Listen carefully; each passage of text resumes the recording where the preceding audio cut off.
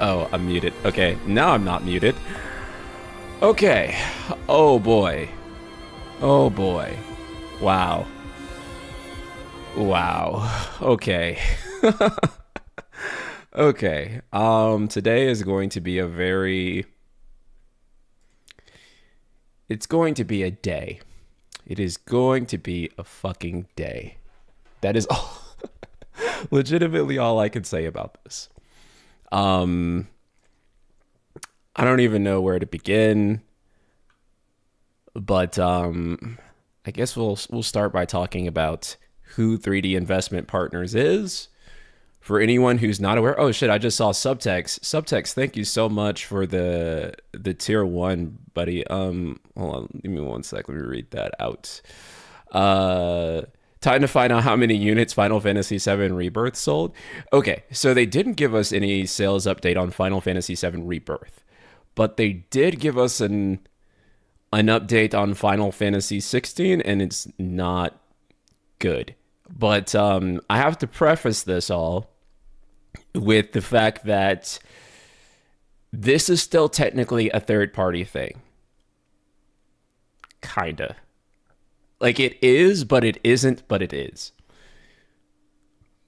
So 3D Investment Partners is not directly, it's not Square Enix themselves, but they own enough stake in Square Enix for us to be curious enough about some of the things that they're saying, but then also at the same time, they are not like, how should I say it? They're not Square Enix themselves. So that is something to be aware of in this. Before we begin this, and I need to record, I have to figure out what the fuck is taking up so much storage on my hard drive. Because I don't know. I guess I'll just uninstall the game really quickly because I'm like almost out of space. So before we begin.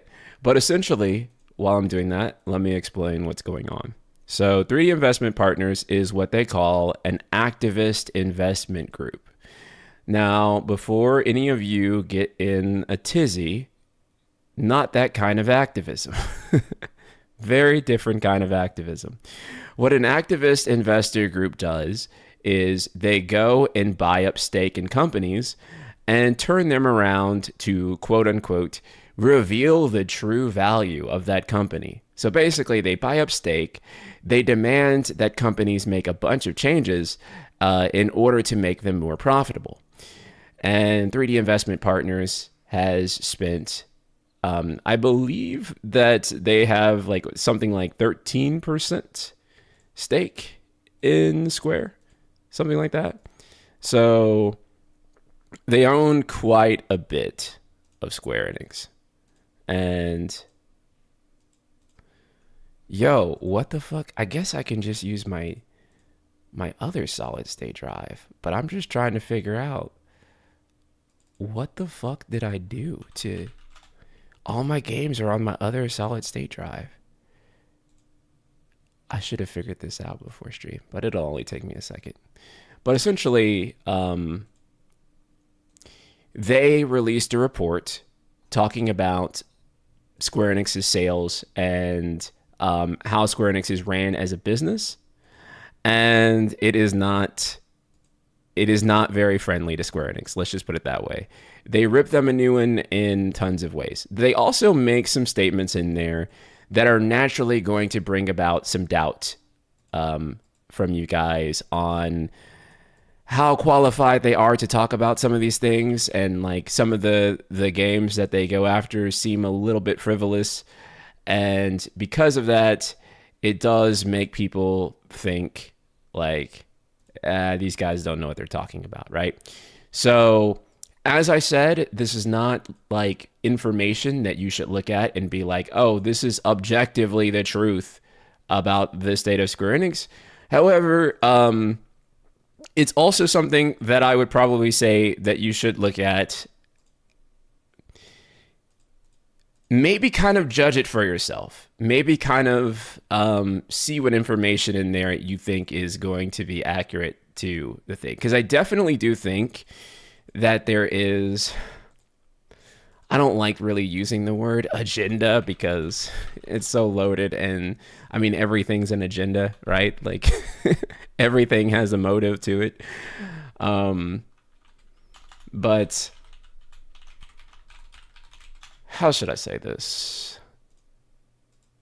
They definitely are pushing for certain things, but that's what an activist fund does. They do this exact thing, you know. They buy up these companies and they push what they believe is going to reveal the true amounts of profit and that the company should be making, and they think that Square is not profitable enough, and they do make a pretty compelling argument on that front, right? Because they compare it to Capcom's numbers and what Capcom is spending, and they're right. And another thing I think that they're totally right about in this report is the fact that I forgot what the fuck I was going to say. Okay, let's just get into it. I got everything set up now. So let's start here again to recap for everybody. So this was last updated in July, but before we get into any of this, we have to first explain who 3D Investment Partners is. They are an activist firm who buys up stake in a company and then hopes to turn it around. Again, for those who missed it, this is not activist firm, blue hair, whatever the fuck you culture warriors want to say. This is an activist firm.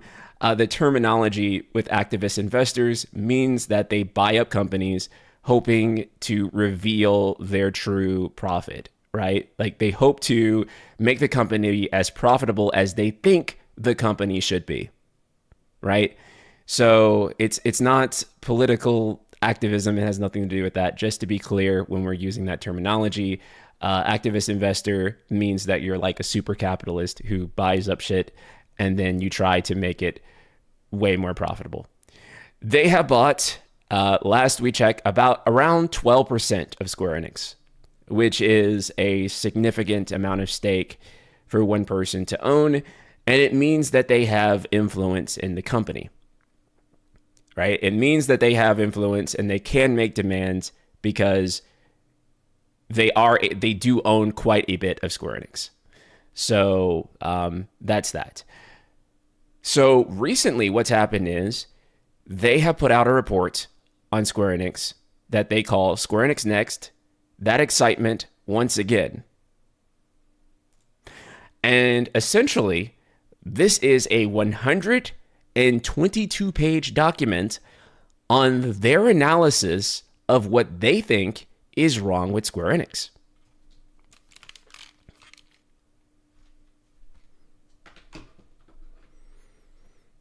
So, take the headphones off. I don't need them anymore. But, oh shit, this is not cropped right. Let me crop this better. Shit. I fucking hate it. Bro, are you fucking serious?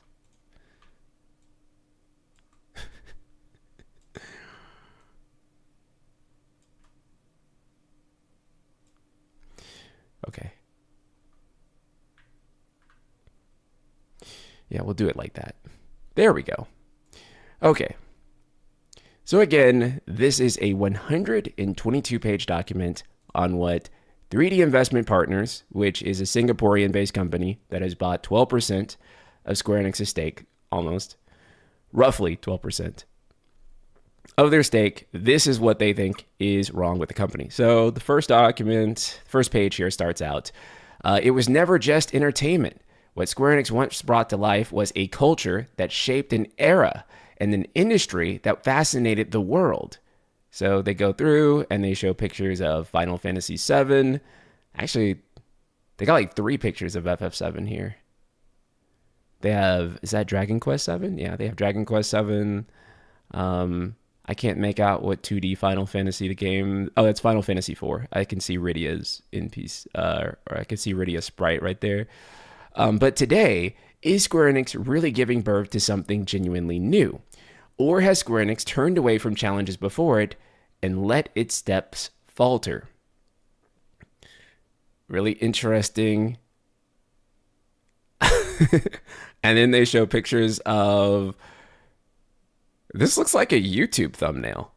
The one with Forspoken and Final Fantasy 16. It looks like a YouTube thumbnail. And then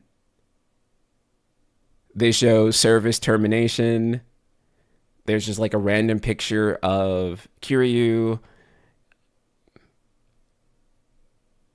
That's Saga Emerald, and then this is Enix, and I don't know what's going on here at this like this bottom row here. Um, here, we know this for Square Enix. Every challenge has always been a chance. The power to overcome countless obstacles and bring forth works that felt like miracles to the world. And again, they show Dragon Quest, Adventures of Elliot, Chrono Trigger. Okay. Once again, surprise us, move us, and ignite. Once again, surprise us, move us, and ignite that passion we once felt for gamers across the globe that have been waiting endlessly for that irreplaceable experience.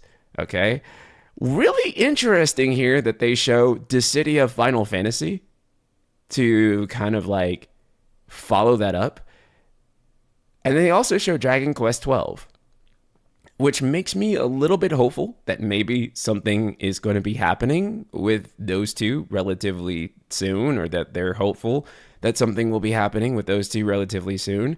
I mean, obviously with Dissidia, we have Dissidia Duellum, but I think we are all hoping for a new mainline Dissidia on consoles and PC. So, this just reiterates that. Let's go into the executive summary here. Square Enix possesses globally renowned games such as Final Fantasy and Dragon Quest, and the preeminent Japanese developer. It stands as truly a national enterprise distinguished by its illustrious history, and unparalleled intellectual property. However, under the newly established management structure, the past 3 years have been marked by a pronounced stagnation in both revenue, growth, and profitability, with a significant deterioration in earning power as evident by its decline in operating income, return on equity, ROE, and other key performance metrics.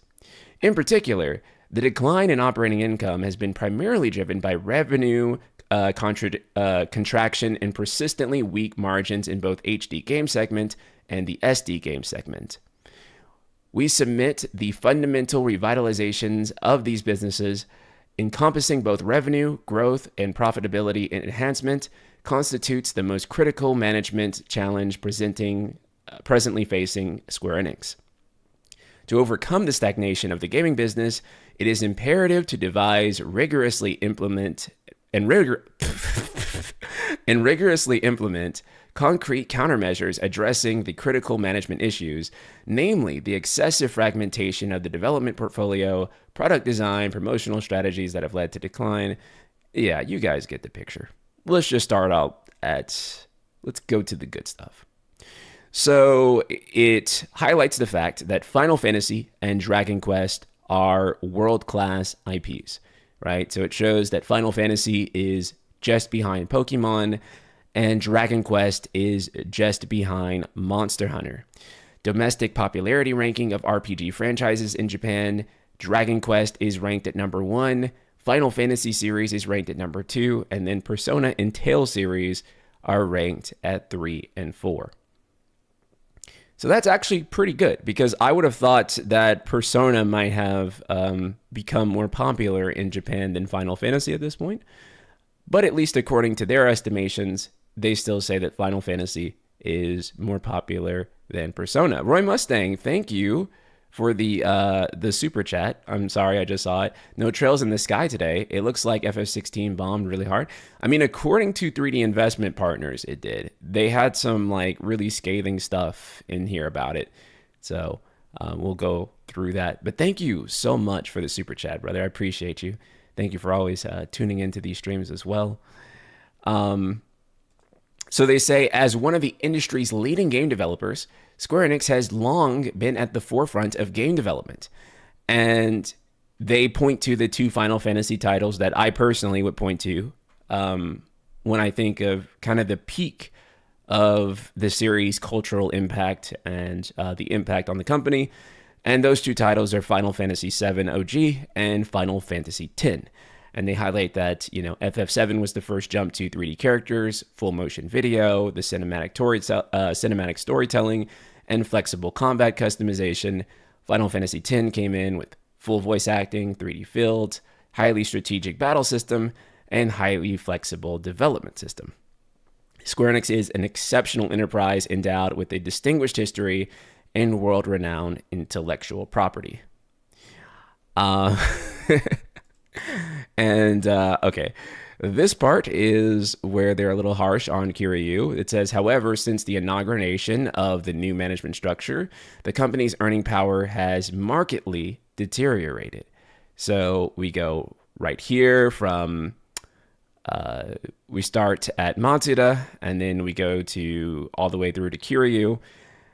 And yeah, because the peak seems to be right here after Final Fantasy VII Remake Part 1 released. That was kind of the peak of Matsuda's years. And then we immediately crash back down in the financial year 2023 and 24.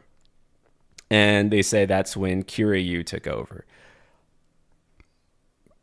That being said, I do think that that's incredibly unfair to Kiryu, right?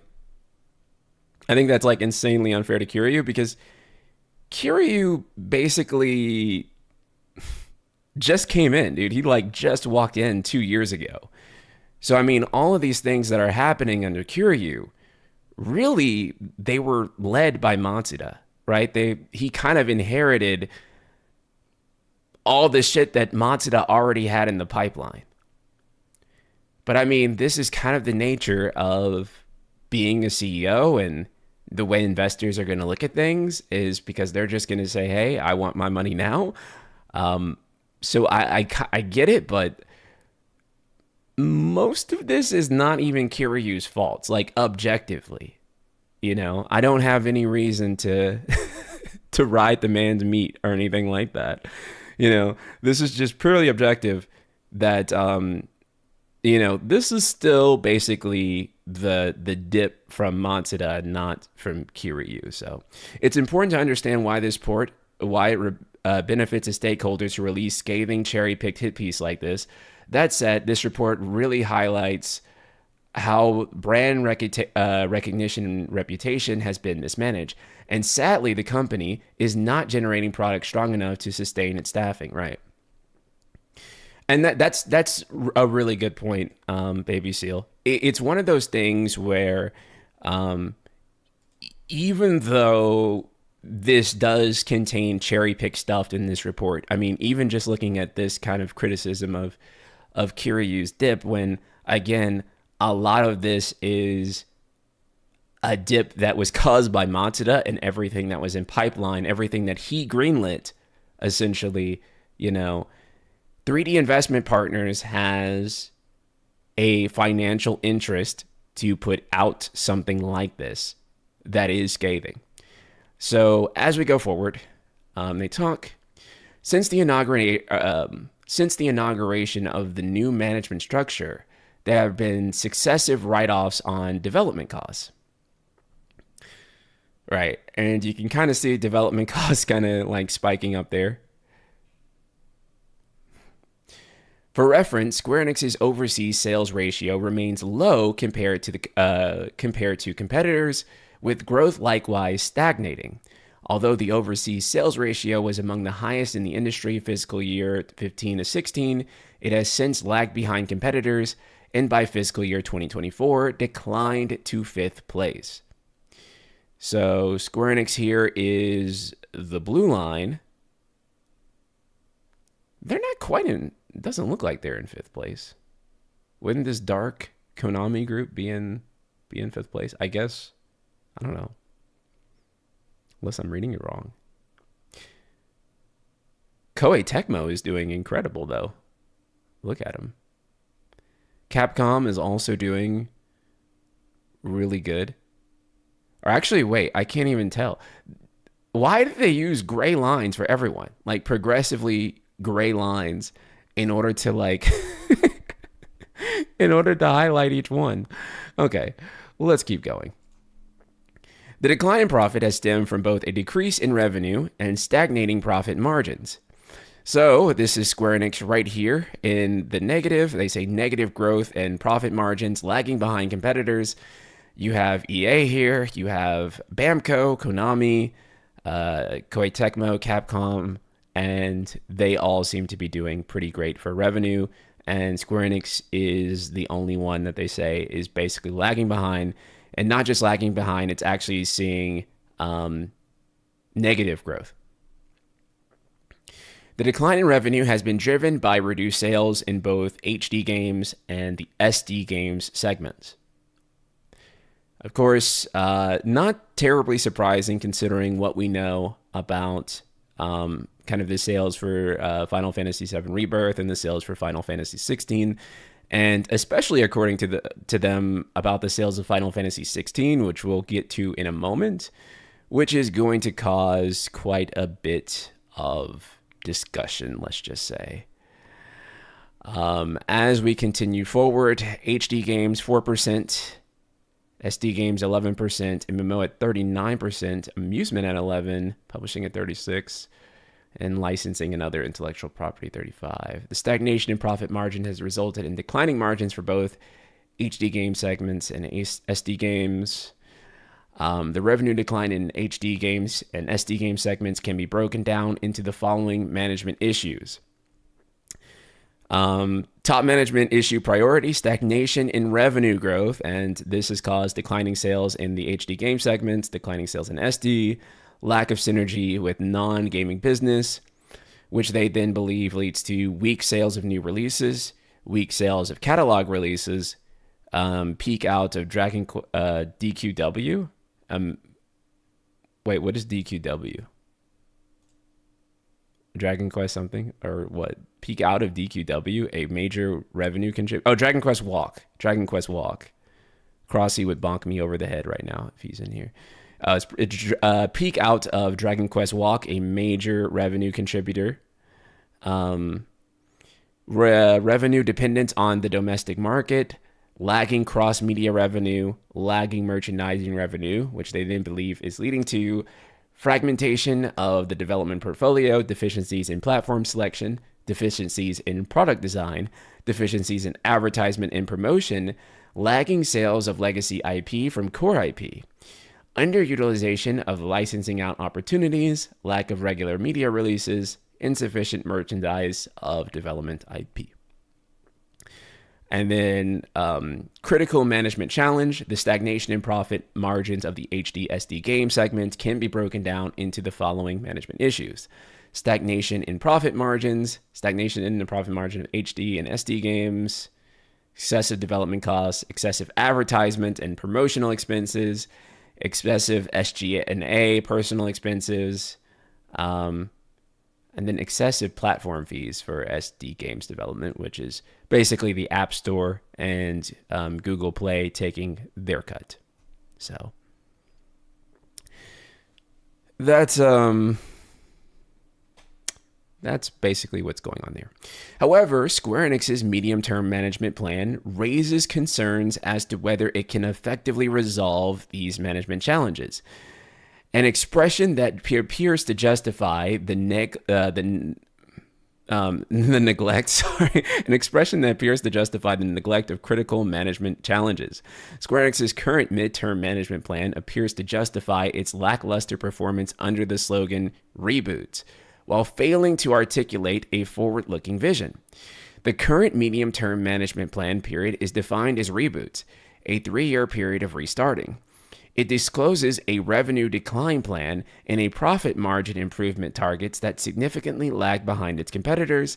It makes no commitment to quantitative targets that look beyond the present stagnation. Failure to present concrete measures for individual management challenges. Square Enix's current medium-term management plan falls short of presenting solutions to individual management challenges.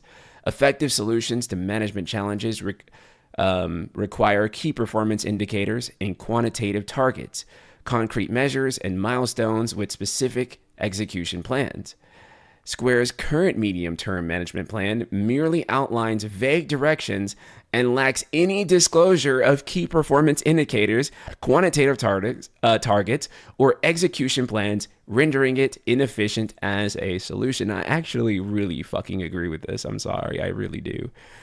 Because how often do we just get did not meet expectations and there's just no elaboration on that? We don't know how much the game sold. We don't know what the development cost was, but we constantly get did not meet expectations. So I do have to say, if there is anything that is said in this entire document that I agree with, it's probably that statement. Because we have companies like CD Projekt Red and we have Capcom that reveal their sales all the time. And Square Enix never does. So again, while I want to reiterate that this is technically not directly from Square Enix, this is from 3D Investment Partners, who does own stake in Square Enix. They own quite a lot of stake in Square Enix, almost 12%, the last I checked. Cloud Drive, thank you so much for the tier 1. Appreciate it, man. That even though it's not directly from them, and you should take it with a grain of salt, I do think that there are some points in there that they're highlighting, and this is definitely one. This whole segment is a direct call out to SE's terminal inability to use concrete language, and SE will have to respond. It's the most accurate statement in this document. 100%, Clark. 100%. Here is the thing, right? We've had things like fake sales numbers for Final Fantasy 16. There has been discourse on like whether Final Fantasy 7 Remake and Rebirth met expectations. All these other things. Here is the thing. There is no one else's fault. No one else's fault that the narrative for Square Enix is controlled by others because Square Enix refuses to control the narrative themselves. They, right now, could put out official Final Fantasy 16 sales numbers, official Rebirth numbers, give an actual comment on how the game's performed, and end the conversation right there. Or at the very least, make the conversation rooted in fucking reality, so that people are not just speculating and arguing over, what they think, over someone else's analyzation, over, basically a new thing coming out every other week, giving different indicators on how these games perform. Square Enix could shut this conversation down right now. They need to be transparent about this stuff. It is literally only hurting them. It is only hurting them. My hope is that, regardless of how accurate any of the information in this document is or is not, I hope that what this does is makes them come out and set the record straight once and for all, because this is directly their money, right? This isn't like, a YouTuber saying all this or some journalist saying all this, or like a rogue analyst coming out and saying all this. This is an investor that owns 12+% or close to 12%. I think I had saw a figure somewhere that it was actually like 14% now before this, which is why I'm not even sure if the 12% thing I pulled up was accurate still. They own a lot of Square Enix, like a very significant stake. So this is definitely going to have an effect where it pressures other investors to be on board with the narrative that 3D Investment Partners is putting out in this document. And you know what? You can't even refute most of this. You can't even refute it. Because, sure, you can say hey, I don't agree with that, or that doesn't really make 100% sense to me, but we don't have the numbers. We don't have anything that can hard disprove it. And they look more qualified to talk about it than any of us do, right? As you guys know, this is what I do for a living. This is like I put all of like my time into like looking into this stuff. But even doing that, like who I'm still just like a YouTuber guy. Like I'm not like I don't own, a gigantic stake in the Square Enix like these guys do. So even though I can question and push back some of the stuff that's in this document, let me move this over here. Even though I can question and push back some of the stuff in this document, like I'm still not an authoritative voice to be able to say whether any of this is true or not. You know what I'm saying? So obviously 3D investment partners want something, and yeah, the lack of transparency really disincentivizes purchasing stock. I mean, it really does, because why would you purchase stock when you don't even fucking know what the games are selling, right? Like legitimately put yourself in the shoes of an investor real quick, right? You want to make money. The game quality maybe is not as big of a thing for you as making money, right? And you know that Square Enix is going to be making, say, a new Final Fantasy game. You want to know how much growth Final Fantasy 17 is going to give you compared to Final Fantasy 16, right? So you Google how much did Final Fantasy 16 sell? You see that it sold 3 million in the first week. And you say, cool. And then you see the next article that says, failed to meet expectations. You say, what happened? It sold 3 million in the first week.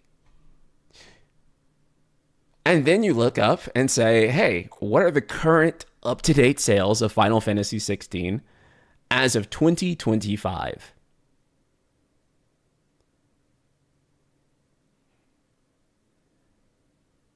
And then you see literally fucking nothing, because there is no update. It is just, it did not meet expectations. It's a vague notion. There is no updated numbers.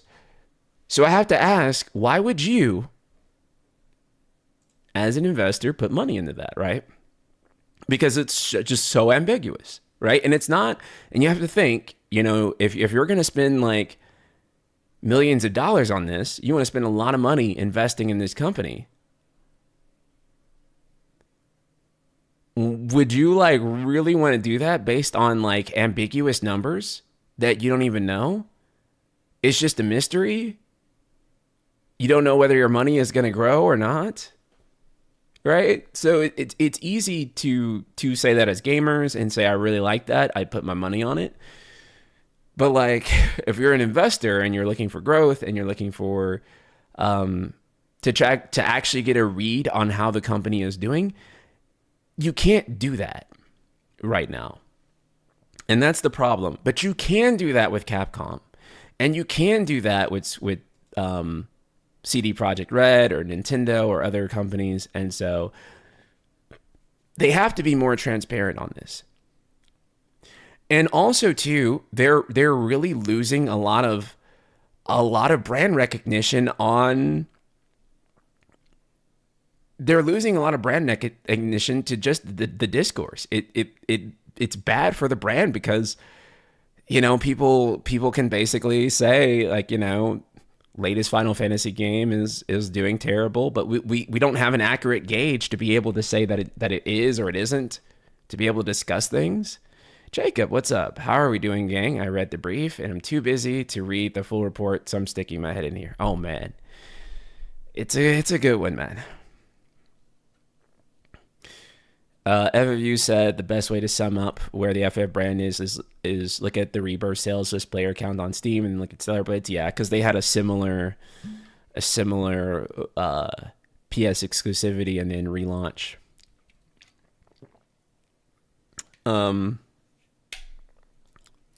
So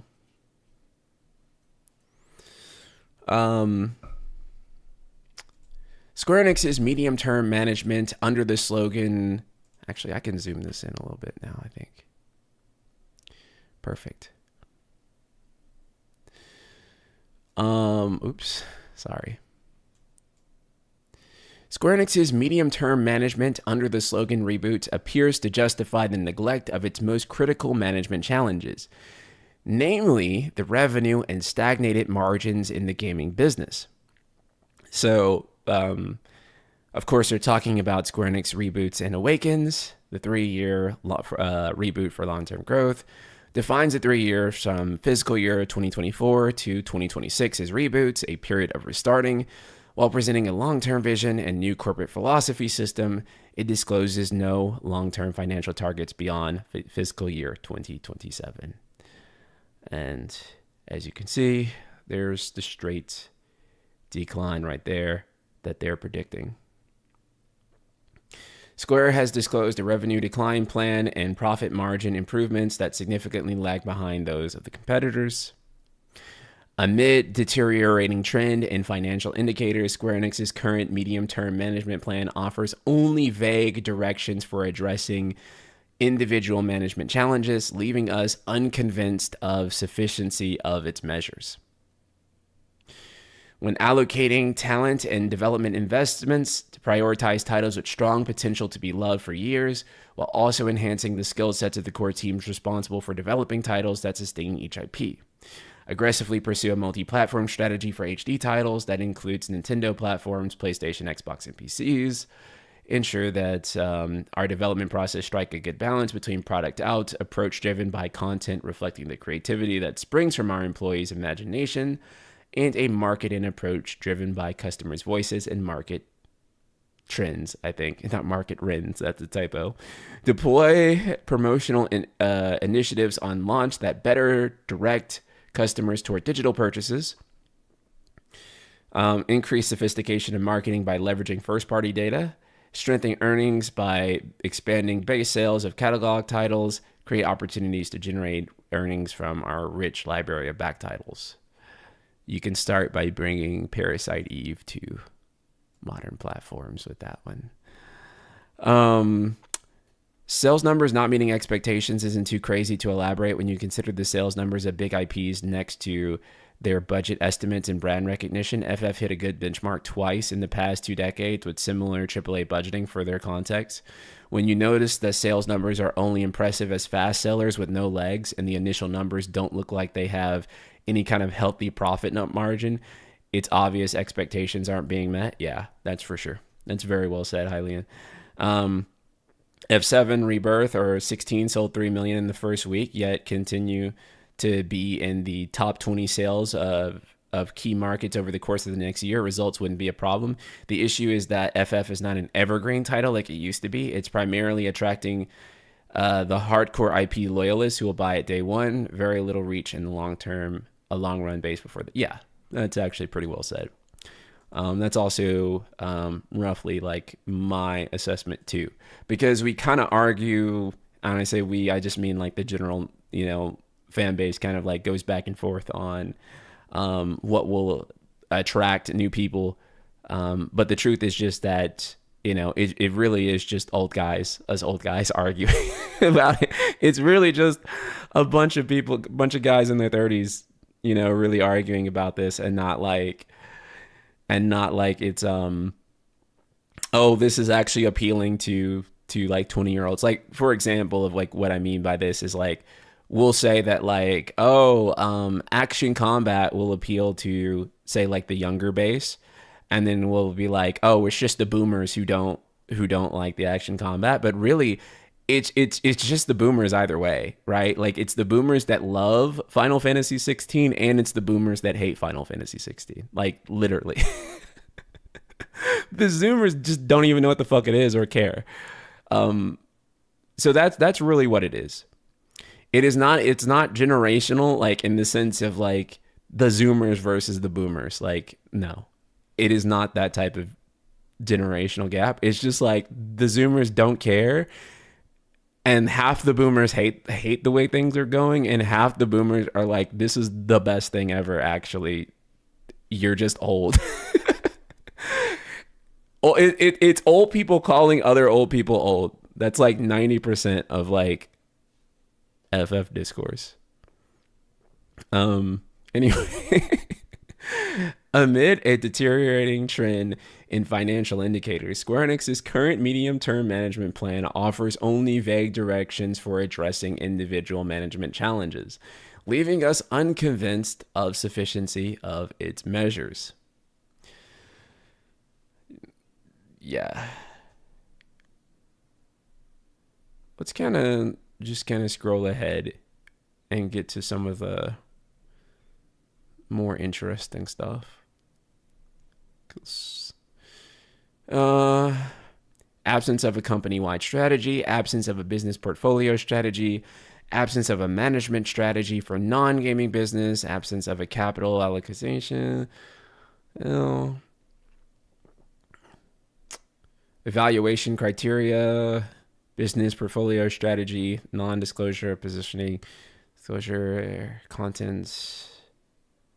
Okay. Because a lot of this is just kind of saying the same shit that we already know, and basically they are not doing well is basically what it's saying. It's like this is kind of and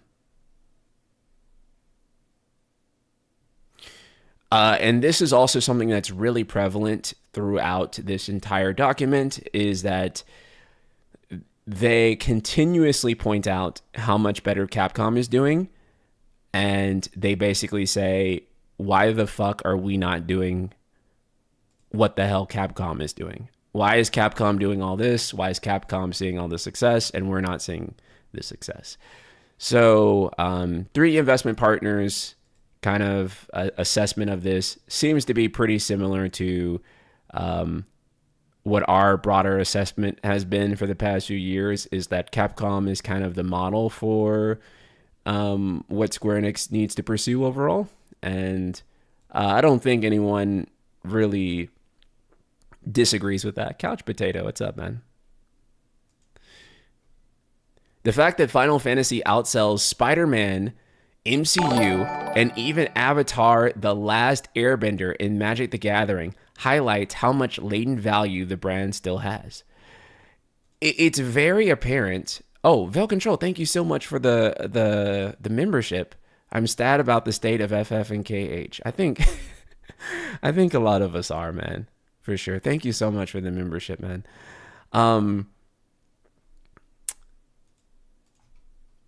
Yeah, Final Fantasy is still broadly loved. Like, it is still broadly loved. And we'll get to this in like another slide that happens here. But most people still really love Final Fantasy. But for whatever reason, and I'm not trying to define that reason right here, right now, because I think that there are maybe a multitude of reasons that you can pick from. And I can't objectively tell you which one is the correct one.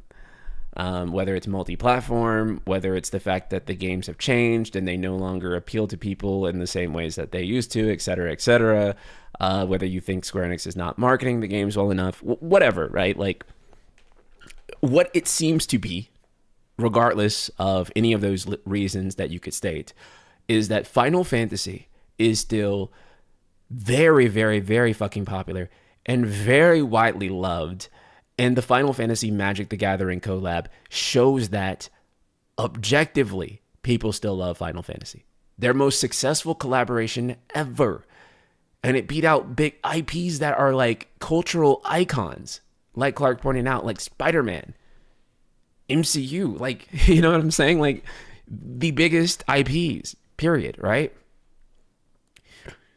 So the love for Final Fantasy is not like there's no, the love for Final Fantasy is still active, right? Like, think about it. I put out a lore video for Final Fantasy X, and it's about to hit like 90K views. 20 fucking year old game. And I did my retrospective on it too. 250,000 views. 24-year-old game.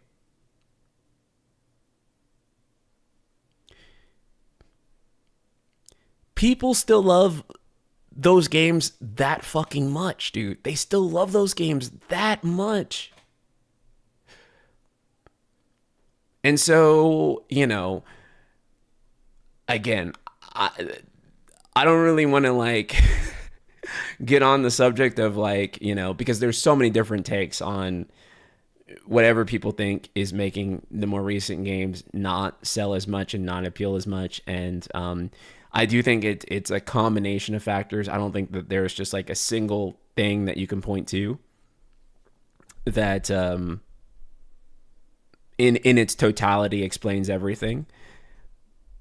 But I do think it says a lot. Subtext says, yeah, there is absolutely no way to identify as a Final Fantasy fan. I like them trying to make each game feel fresh, but they don't need to feel like completely new games altogether. The way Final Fantasy 7, 8, and 9 shared a similar core, but all felt different, largely through progression systems, as NSP has mentioned before, or remake to rebirth evolution, not revolution. Yeah, I really agree. This is something that, that I really agree with Final Fantasy Union's video from the other day. It's something I've also talked about at length, is that you can no longer like really just look at a Final Fantasy game and tell it's a Final Fantasy game anymore. And I actually do think that that is like a really important fundamental, right? Like you can't look at the thing and know it's the thing. I don't know too many other IPs where that is actually a situation. And so I do think, and I've always said that part of that equation, not the totality of that equation, but I do think part of that equation is that they do need to make Final Fantasy games as something that people recognize as Final Fantasy. You can always identify a FromSoft game. Yes. You know that, like, if you had never seen a new FromSoft game, but you just saw, like, unmarked footage of it, you would think, is that a new FromSoft game? Or a new Souls-like? You would be able to identify it, like, out of a lineup, right? And also, there is a FromSoft feel that that even other Souls-like games can't even capture. The FromSoft feel that is so proprietary to FromSoft when you pick it up. And I do think that Squaresoft games used to have that proprietary feeling, and I don't think they do anymore.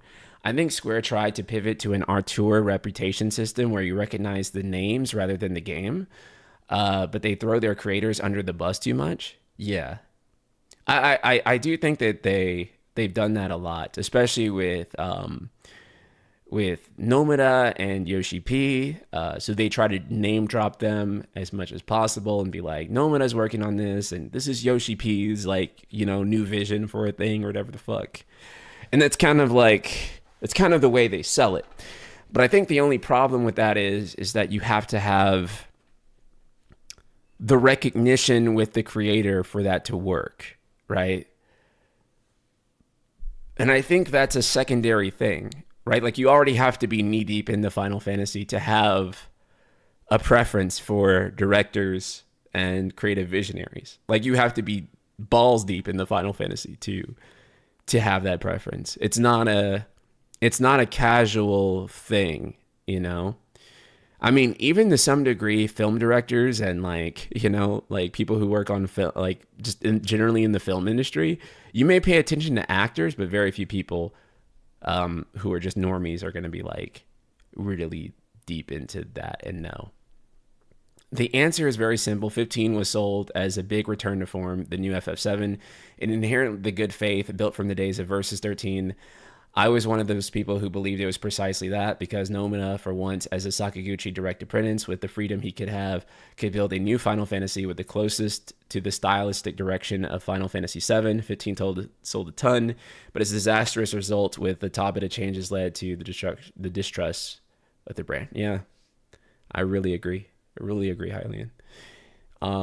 Yeah, because 15 really sold on the idea of, of versus, right? Like of what versus was. And this is not the best way to say it, but the best way to say it is,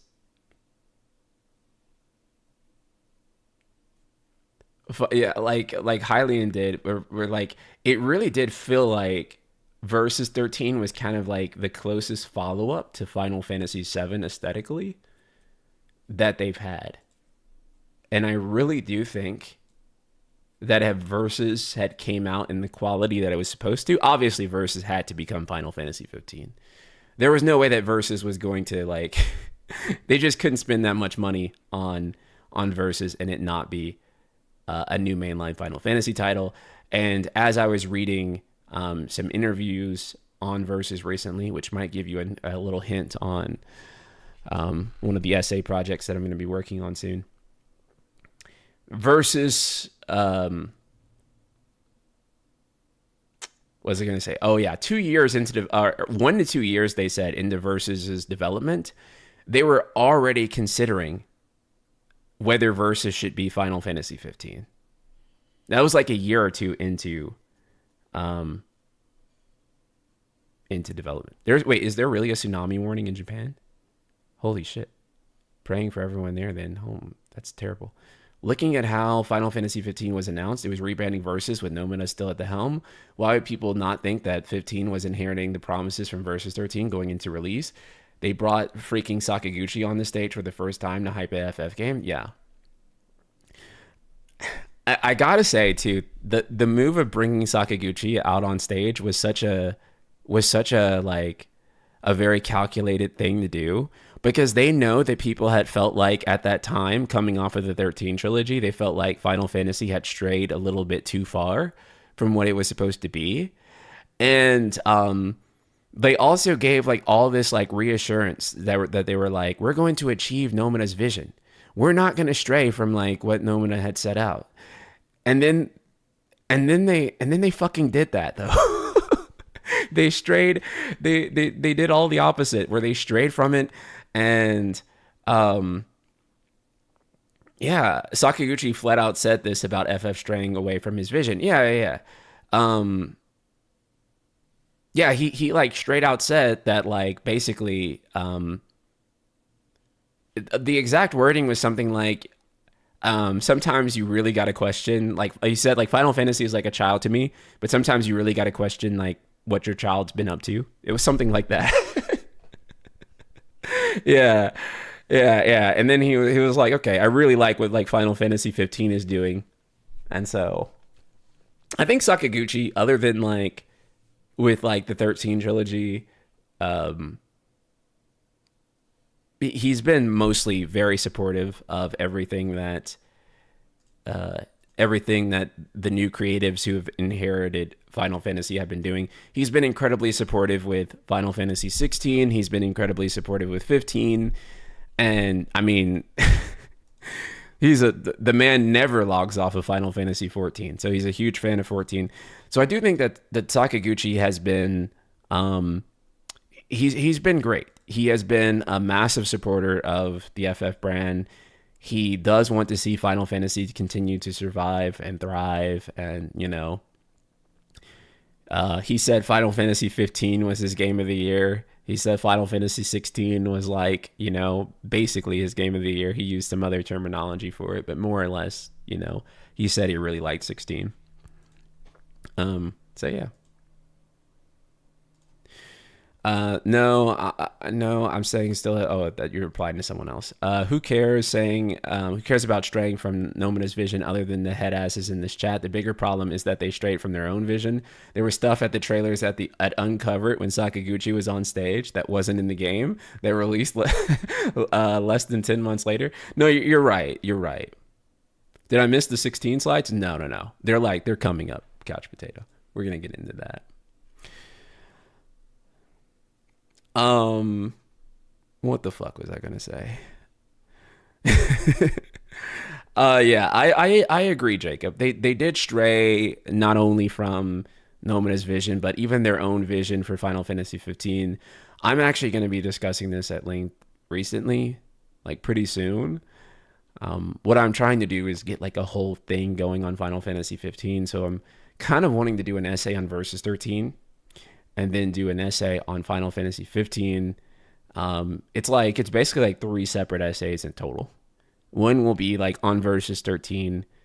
One will be on like Final Fantasy 15's development. So it's actually going to be two different videos on Versus 13's development and Final Fantasy 15's development.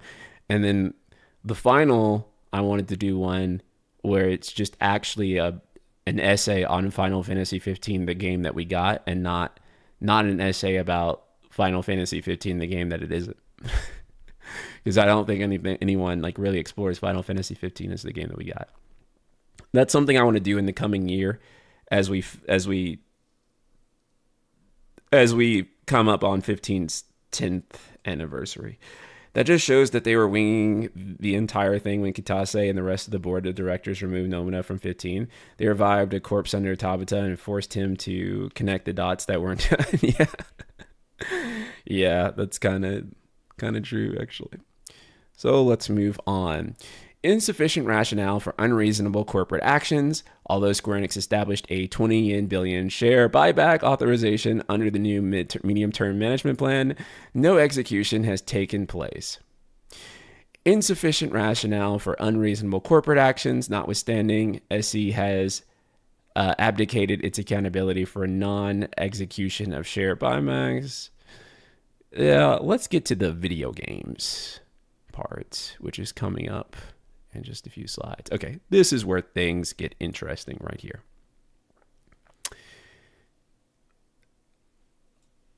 Okay. Let me give my disclaimer again because I want to be very thorough about this and I want everyone to know who's watching this. So pay the fuck attention. Again, this is technically a third-party analysis. Technically.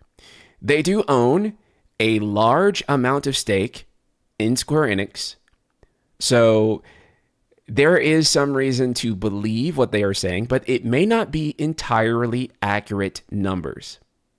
There are also some highly questionable comparisons here with Dragon Quest III Remake that I am not sure why they are making with Dragon Quest XI to Dragon Quest III Remake. That shit does not make any sense. I do think the comparison to Final Fantasy 15 and 16 is a totally fair comparison. That absolutely makes sense. Because I mean, it's the 15th entry versus the 16th entry. Regardless of whether they chose to do exclusivity, regardless of whether they chose to do whatever, that just highlights, that the business is not being ran correctly in some way or another. This also being said, that this is their estimates. This is not direct estimates from Square. And we know this because they're still using the 7 million number for Dragon Quest XI. And the 7 million number is slightly outdated because they just put out the new updated number for Dragon Quest XI, which is now 8.5 million units sold. And this is supposed to be as of May 2025. And of course, the Dragon Quest XI update came after that. So it actually makes sense why this update is lagging behind. But essentially, what they are saying is, according to this graph, Final Fantasy 16 has sold as of May 2025, according to 3D Investment Partners. Take how reliable they are as you will. Final Fantasy 16 has sold 3.23 million copies, according to them.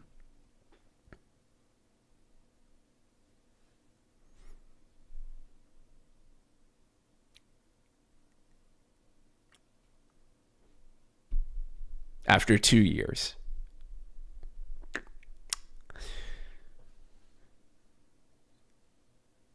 Yeah. Yeah. Yeah. No rebirth, no rebirth. They didn't talk about rebirth. Honestly, I don't know if this is bias or not, but they don't really seem to make any negative mention of Final Fantasy VII retrilogy at all. I don't think. Not in an overt way. So I don't know what that means. I'm not making like an assessment of that, but that is an observation that I noticed in the thing. They do in the budget. Yeah, they do in the budget. They do say that remake is not, that remake costs too much. But I don't think anyone disagrees with that, right? Like no one disagrees that remake cost it too much.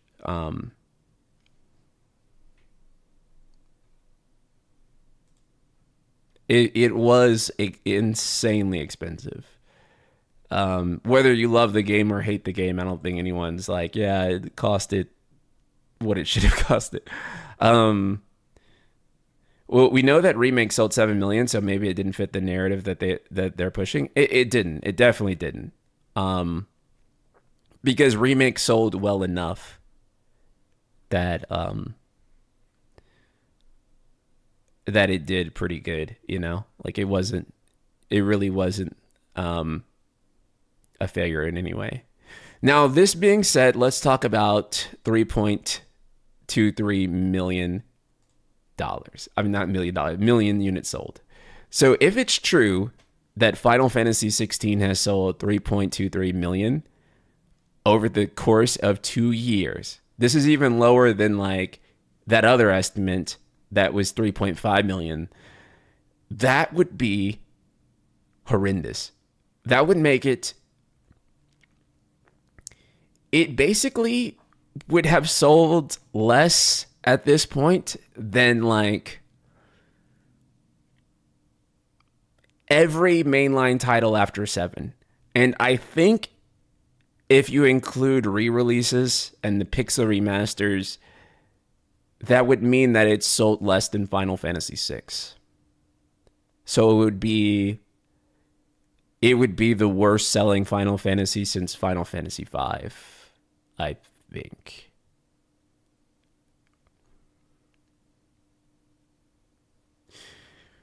That would be really bad, obviously.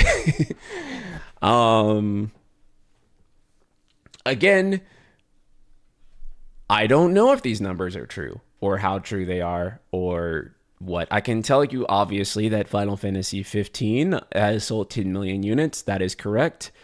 Dragon Quest 11, at the time that they made this, which was May 2025, that was the official numbers that were released, which was 7 million. So that is correct. Dragon Quest 3 HD 2D has been confirmed at 2 million. That's also public knowledge. So the only one that's not rooted in any actual announcement or any public numbers is Final Fantasy 16. I want to reiterate, though, that if these numbers are not true, if this is not correct, then there is only one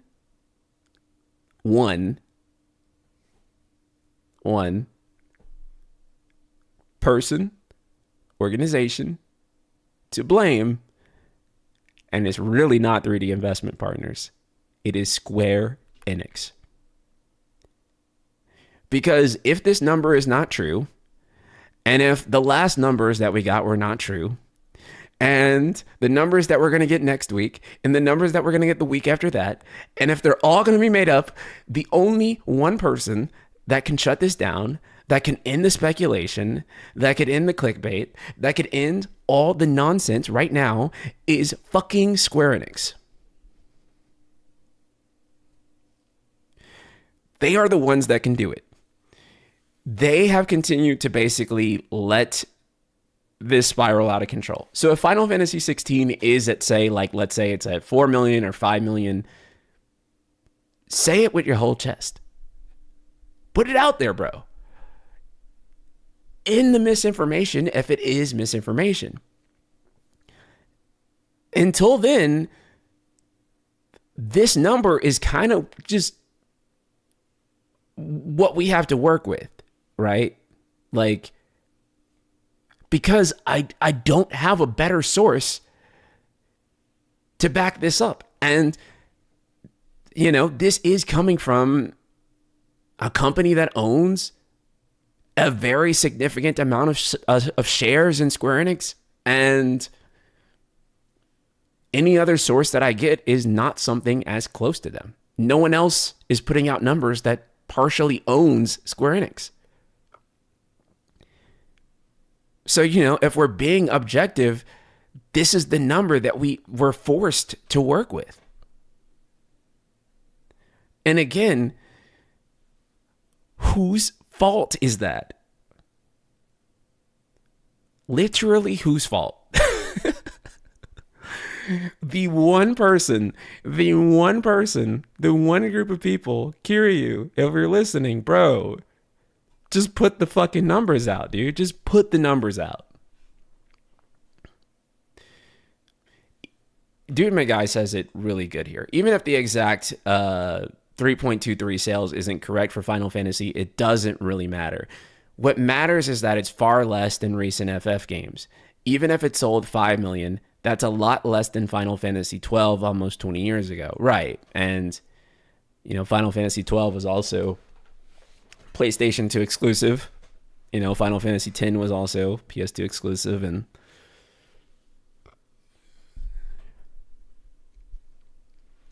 that's in a time where they weren't getting money from Sony. They just developed it for one platform and that was it.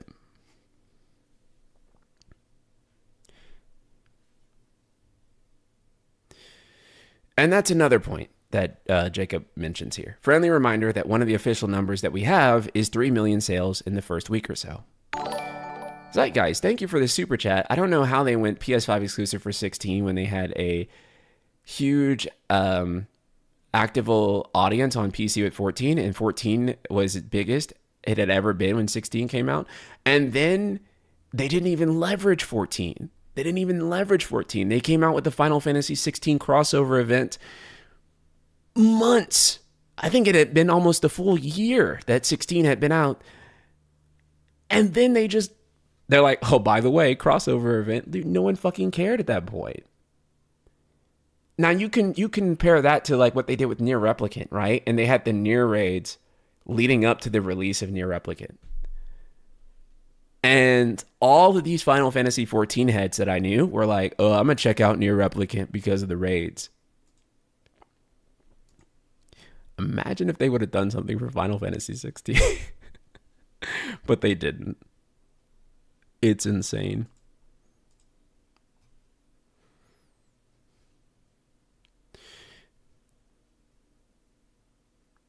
If they picked up 0.2 million after a year and a PC release, that means they sold exclusively to hardcore fans who bought without even reading a review.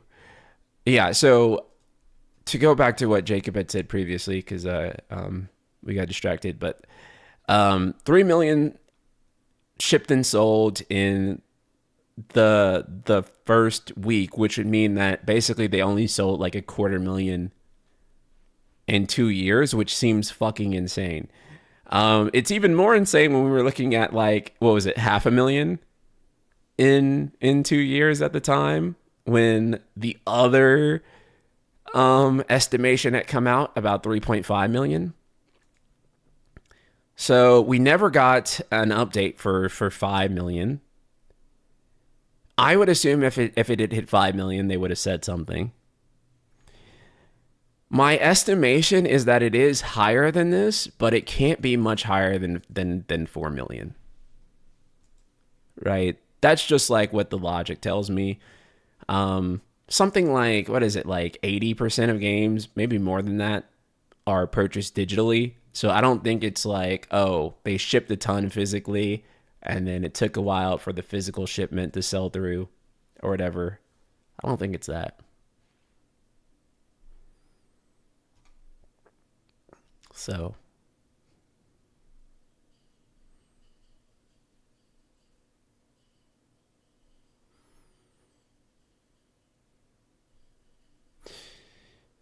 disbursement of development portfolio. Square Enix's allocation of development expenditures to core IP is limited, and the revenue returns on development costs are inefficient. So, as you can see, this is what. Actually, hold on. Allocation development expenditures to core IP lag behind competitors. Development cost share. Wait, are they? I'm actually kind of confused on what they're actually trying to. I mean, this seems to be saying that. Oh, okay. Capcom spends more on its core IP than Square Enix. They spend more on their non-core IPs than other companies. Okay, that's what I thought they were saying, but I'm like really confused on why that's.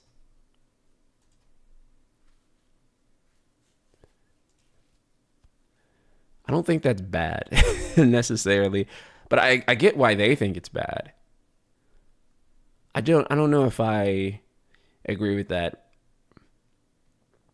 Okay, I see. They spend a lot more on their core IP actually. Initial development cost multiple. Okay.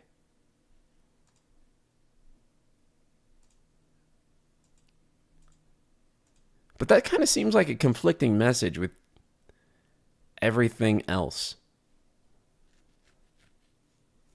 I don't know if I consider that bad or not.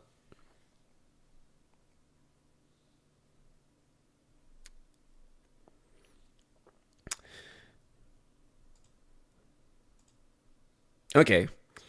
Here's a point that I think everyone agrees with. I don't think that there's anyone who disagrees with this. Deficiency in platform selection. Square Enix's AAA titles are unreasonably limited in terms of supported platforms. Um, this chart here is definitely the most accurate chart in the entire document by a mile, right? This points out how bad they've been limited by the exclusivity, right? So with Final Fantasy VII Rebirth, there's 113 million people potentially who can buy it. With Final Fantasy 15, there was 106 million between Xbox One and PlayStation 4. And then with Final Fantasy VII Rebirth, there is just 60 million and 60 million for Final Fantasy 16. And so they are limited by the sales of the PlayStation 5 there. Versus Monster Hunter World and Monster Hunter Rise, which launched on PC and Switch and Xbox One and PS4 for World. And they have a much higher base that they can channel, up to 250 million people, that they can reach there. Versus, 100 million or 60 million. So, yeah. Definitely the better move. And more people are moving to PC and handhelds than ever. So you got to be on PC day one. Xbox is becoming less and less relevant. So I know Xbox fans will hate me. But Xbox is essentially on its way out. So really, it just becomes about PC, PlayStation, and Switch. And obviously, they're bringing stuff to Switch too, and PC. PC being a really big player for them. I mean, Switch 2 will probably be a big player for them as well in Japan. Your PC is an Xbox. Ha! 2 Xbox fans in the chat. Yeah. So, I need to go to the bathroom really quickly. I'll leave you guys with this slide for 1 second, and then we'll discuss it. Give me 1 sec.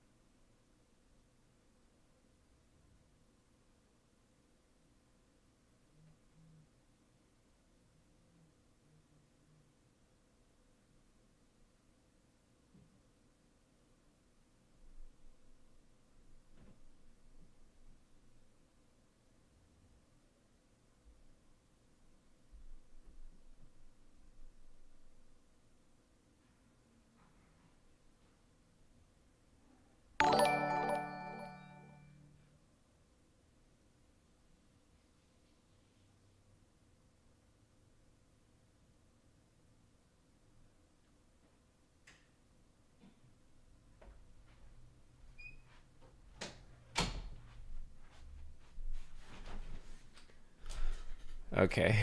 Now I get to read all the wonderful chats while I was gone. Josh Z, thank you so much for this super chat. It seems to me Square Enix doesn't care about short term loss of value to their stock because they believe it will be in better condition once restructuring is over, but it's a dangerous business strat. Yeah. So they're trying to prioritize long term growth, and it is really difficult at this point to see if that strategy is going to work. I think it's the only strategy that they really have, though. Um, I don't think that there is, a short term strategy for them with this because, yeah.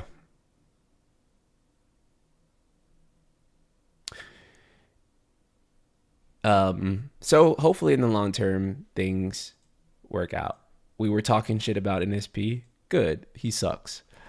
Um, these slides are so stupid. How the fuck do they not realize that the player pool for Monster Hunter is massive by comparison? Co-op and infinite replayability. Um, so if we go back to that, I think that they're just looking at the growth, right? And they're saying that like, look at the growth that Capcom is achieving. But I think they kind of ignored that like Monster Hunter Rise to Worlds not selling as much, but I don't know. So I don't really know what they're trying to point out there.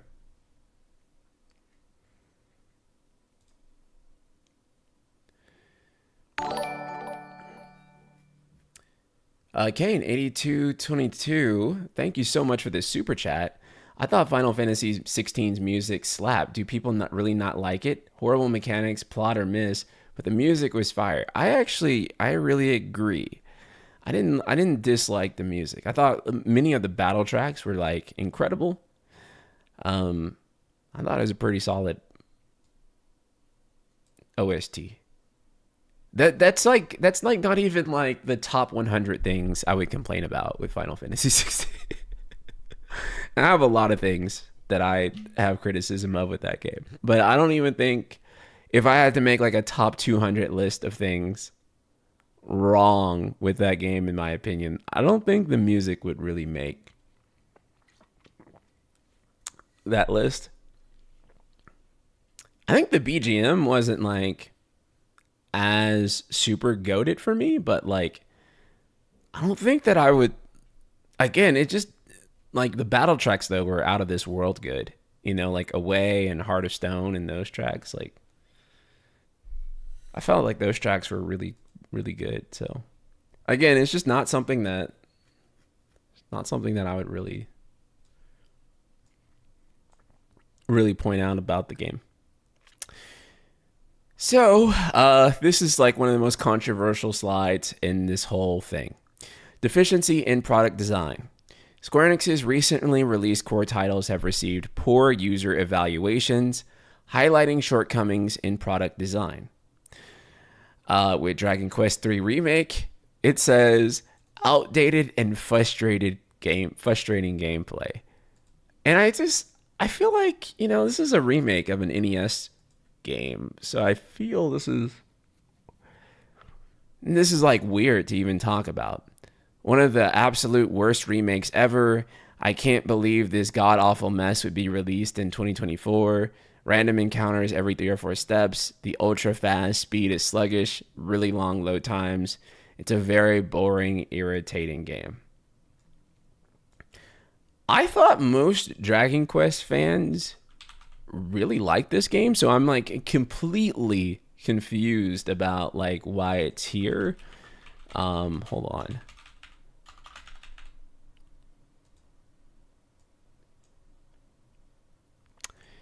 I mean, I guess like the user reviews were okay. Pure nostalgia bait, only for players who experience the original. Definitely not worth 60. Game is all right. Nice to look at. Soulless. Some quality of life features are missing. I mean, I guess. So no challenge if it auto saves after every battle. DQ11 remains king. Oh shit, we found. Oh shit, this is the exact one right here. Censor this better for you guys. This is the exact one. Horrible. One of the worst remakes ever. I can't believe that this god awful mess will be released in 2024. To add insult to injury, it's being sold at full price. This would be acceptable in the 90s. By current standards, it's unbearable. Random encounters every 3 or 4 steps. The ultra fast speed is sluggish. Wait, did they?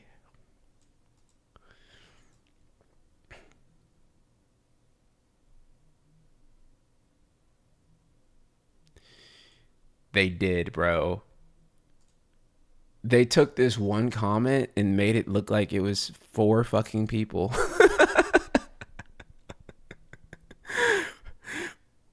Why the fuck did they do that? They used one fucking comment and then they made it into 4 people. Let me tell you something. That's strange because you have other mixed opinions on here about the game, right? So why didn't you take this guy's comment? Maybe they did. Let me see. Was that there? No, right? So why didn't you take this guy's comment? Or maybe this guy's comment, right? Barely okay, or this guy's comment, or like this guy's comment, or this guy's comment.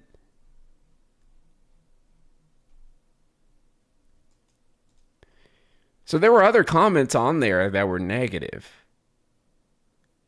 Why did you just take one guy's comment and then just why did you take one guy's comment and then just break it apart into 5 fucking different quotes or 4 different quotes? That's very strange. They had to fill the 100 pages somehow. No, no, no, because you can go here and you can find other negative reviews. But for some reason, they just took one negative review and broke it apart into 5 different quotes. And like, because it's like literally one post. And then they just took each sentence and made that one review a quote.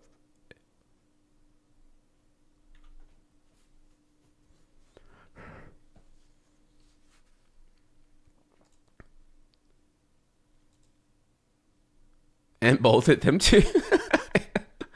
Yeah, okay. So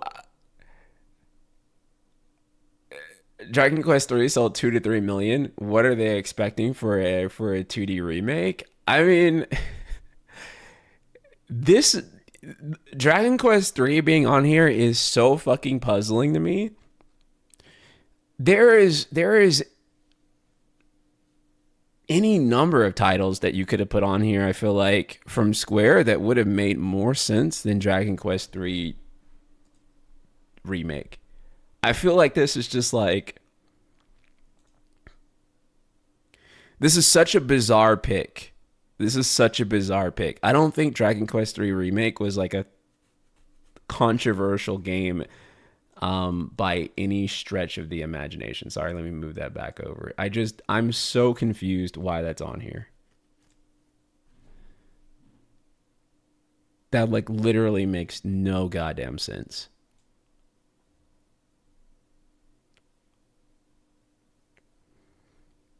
I wonder if they couldn't find anything else controversial and picked it. I mean, yeah, because we're talking about the core titles, and I don't think anything Dragon Quest has been really controversial, and I don't think anything. I mean, there is nothing Kingdom Hearts to pick out because there are no Kingdom Hearts games. There are no Kingdom Hearts games, right? And there are no Nier games. So I feel like they just needed something for a core IP to pick out. But what I just find unbelievably lazy is that there are, in fact, other negative reviews on here that you can find. Price too high, localization weird. Sad to know a game I played years ago was censored. Please, okay, that's you know what that is. But like, you could have picked like this one, player of original and NES. Other than nostalgia, can't find any appeal. It just like you could have like quoted that. You could have quoted.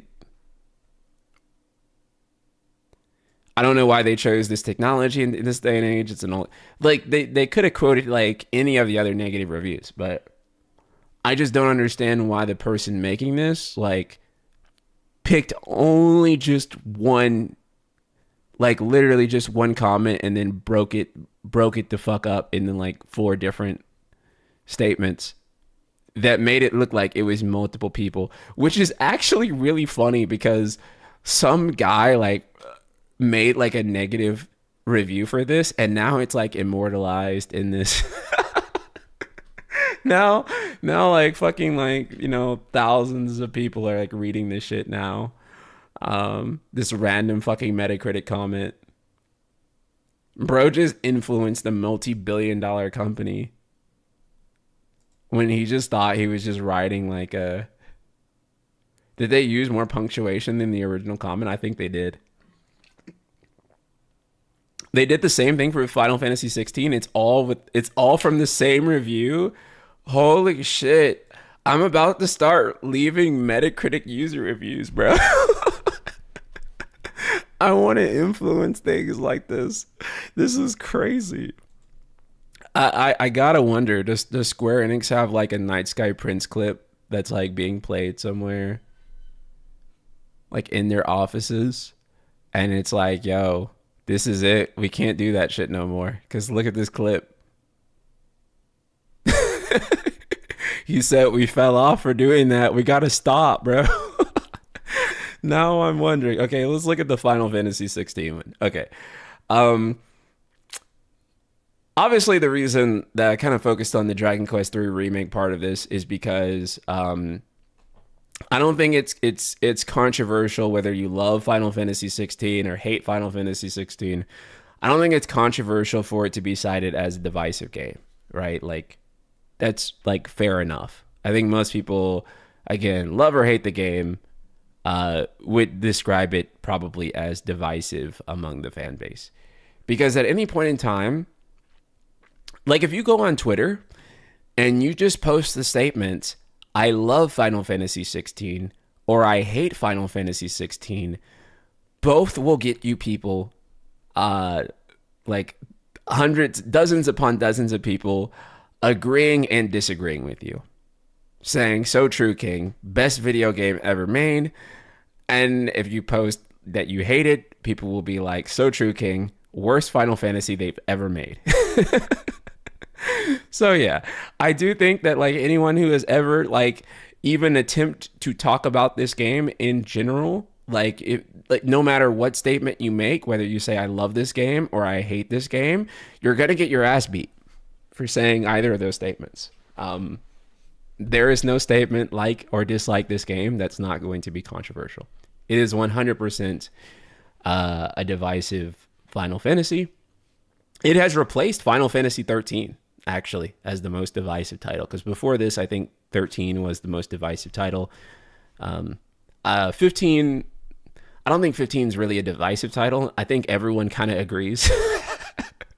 In a weird way, 15 is actually one of the least divisive titles because we all agree that for the most part that 15 shouldn't have been like that. Like if you make criticism of 15, everyone's going to be like, that's so true.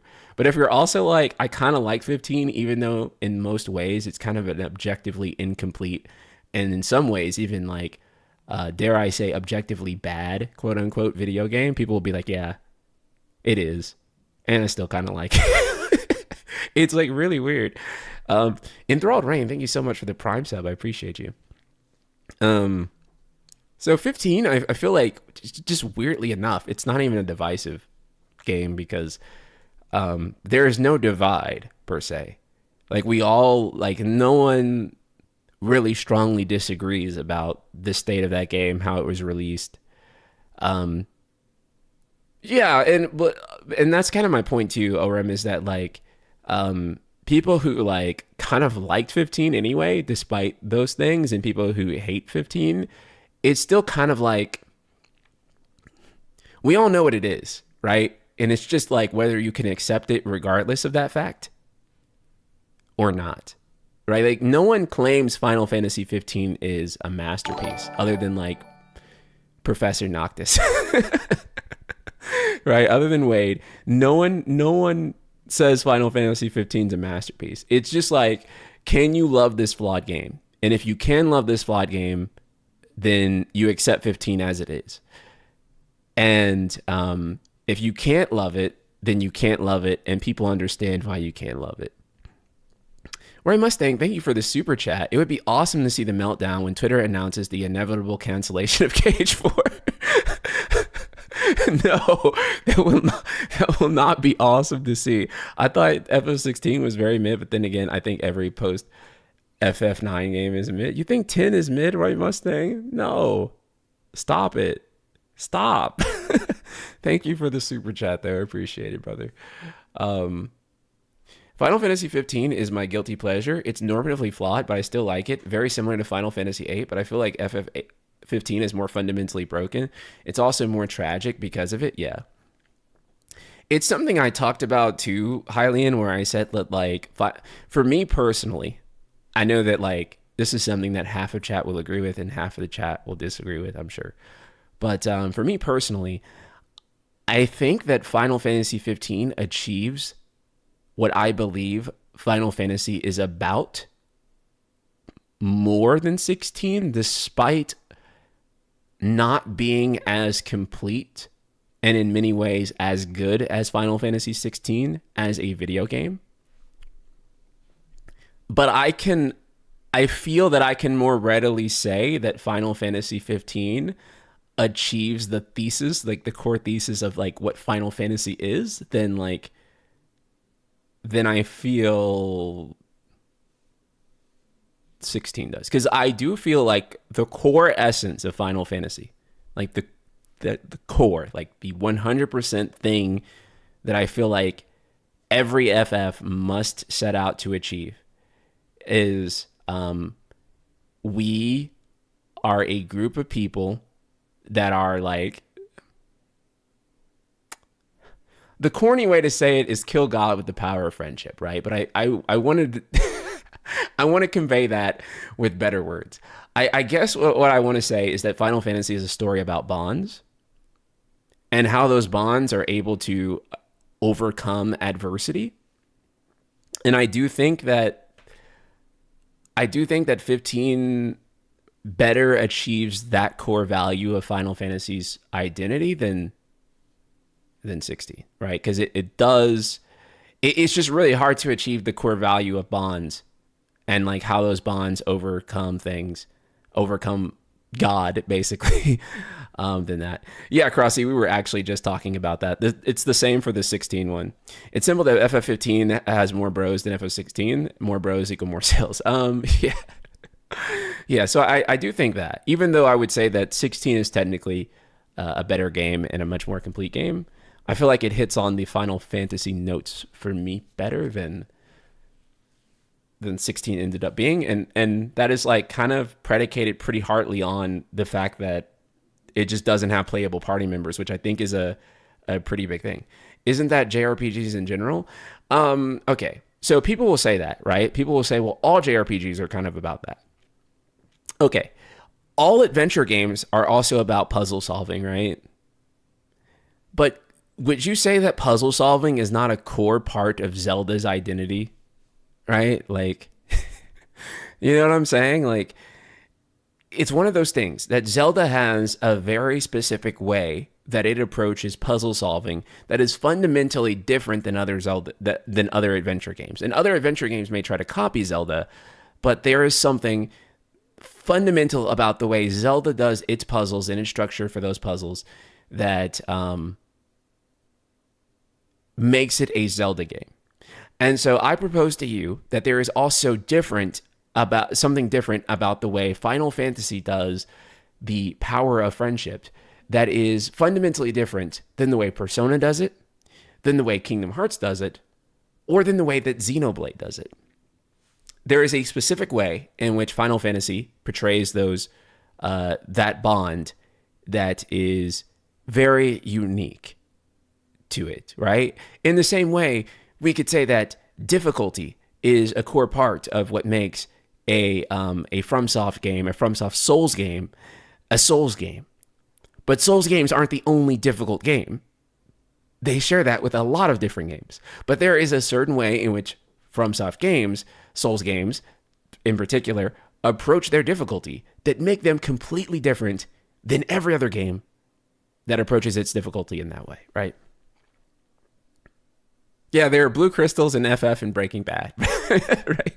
But there's a way that FF handles its blue crystals and the way Breaking Bad handles its blue crystals that make it feel that way, right? We would also say that attractive character designs, that big swords are an important part of Final Fantasy, but like you could also be like, well, other things have that too, you know? The Yuri Sakaguchi interview and how he, what he believes made Squaresoft work so well, he described Sakaguchi's leadership. Wait, Sakaguchi described Sakaguchi's leadership, or who did?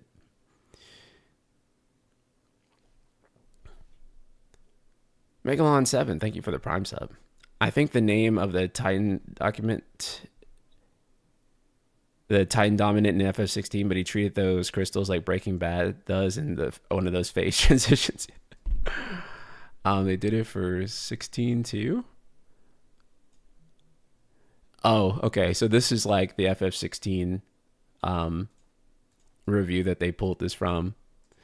Only someone who has never played a Final Fantasy game would rate this highly. It fails on every metric of what a Final Fantasy game should be. It has dull, generic visual design with none of the artistic excellence of previous Final Fantasy games. The turn-based and active battle systems that fans love have been replaced with an exhausting button-mashing mess of a battle system.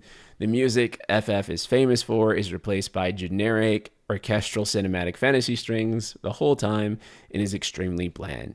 Characters aren't likable in the game, just doesn't lift your spirits like the good FF games do. This seems like a desperate takeaway, desperate attempt to bring fans of Game of Thrones or The Witcher on board, and fails at that attempt. Why don't Square listen to fans? Remains the eternal question. All in all, Final Fantasy 16 is a heartbreaking game for Final Fantasy fans. Makes sense.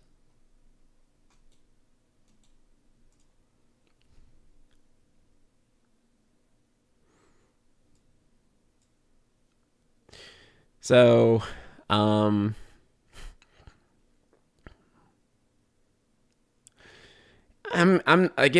not really gonna pick on. I wouldn't really pick on the music because I didn't think it was that bad. Again, like probably not like a top 200 criticism for me of that game.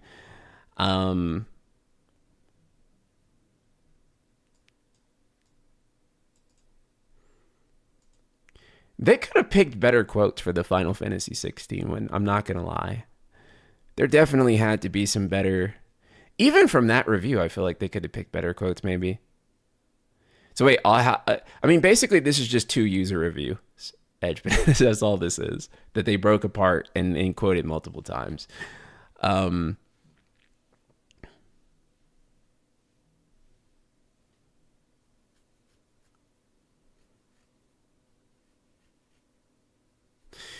The core of the issue here is FF lacks an identity. I 1000% agree.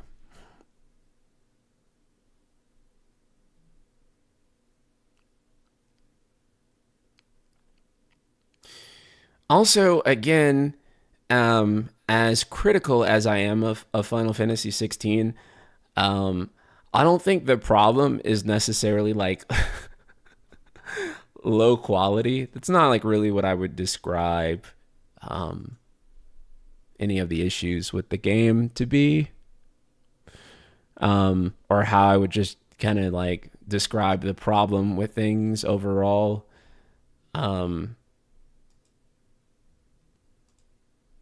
But clearly this doesn't aim to be a review, and clearly they have a very set agenda that 3D Investment Partners wants to push here. And that is that they want Square Enix to make certain changes, and whether we'll see those changes or not, I think we probably will. The combat comment is sort of a reaffirmation of Rebirth as the right path. IMO striking the balance of the past and future. I'm also as biased as them in another sense. I mean, let's just be honest. Everyone here is biased. This is art. No one's objective. And objectivity has no place in art for the most part. I mean, discussing certain stuff, but like art is literally about exploring the subjective, right? So, you know, there's always going to be bias. It's literally about bias. You know, but like that's why, like, when people are saying, like, if someone says the game is bad and then someone will be like, in your opinion it's bad, of course in their opinion it's bad. That's all it's bad could ever mean, because no one can ever say like an art is like objectively bad, because what you and I may think is bad, someone else, it's like the holy grail, and no one can ever emphatically prove that a piece of art is good or bad. They can just, you know, see what they see in it. So, except FF10, which is objectively perfect, correct? NSP is an objective FF guru, though. I'm so not objective. I'm so not objective. I talk about my feelings. Well, let me dial that back. I am objective when I talk about the business side of things, because that stuff is objective, right? Like, I talk about the objective things objectively, right? But when it comes to the subjective stuff, I'm honest with you. I tell you what I fucking think, and I don't hold back my punches. I tell you this is genuinely how I feel about a situation. So I talk about the objective parts objectively to the best of my abilities, and I talk about the subjective parts subjective. But I don't, obviously I try to have well-reasoned subjective opinions and not just like, this is what I think, and if you don't think it, you're stupid, right? Like, I always try to leave space for other people's opinions. I'm going to hunt through the FF10 user reviews to bring you down. Every user review on there should say, this is the greatest video game of all time.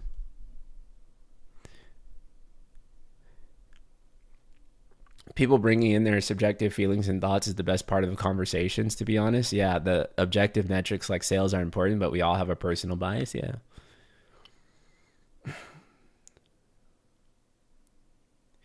So I mean, again, if I'm being honest with you, Shane Blue Sky, I would actually disagree. Actually, so Shane Blue Sky says Final Fantasy 16 is the first step in the right direction. They'll get it better. They'll get better in Final Fantasy 17. If I'm being honest, obviously subjective opinion, not objective. I thought that FF16 was like the furthest step in the wrong direction that they've ever taken with the series. Again, that's my personal take, but that is genuinely how I've come to feel about it, like over the past 2 years, as I said on it. I think that is not the direction that Final Fantasy mainline should go. Again, just personal opinion. What I think is not objective. I'm just some guy. But I think that that was the fundamentally wrong like way to go with Final Fantasy. I think that when you think about a Marlboro, right? Marlboro is like the first boss. I mean, after the tutorial boss with Phoenix, right? But it's like the first like real boss in like Final Fantasy 16. And I think that when a Marlboro can't do the things that a Marlboro is known for, casting status effects, because your system literally does not allow for what like one of the core identities of one of the most iconic creatures in the entire game to do. It cannot cast status effects. I think that there is something wrong with the design. I know that's a low-hanging argument, but and then you have, I mean, there's just so many examples. I don't know why that one came to mind to me first, but it just did when it came to the gameplay. I think that is just not how I think, what I think Final Fantasy gameplay identity-wise, like, it should be.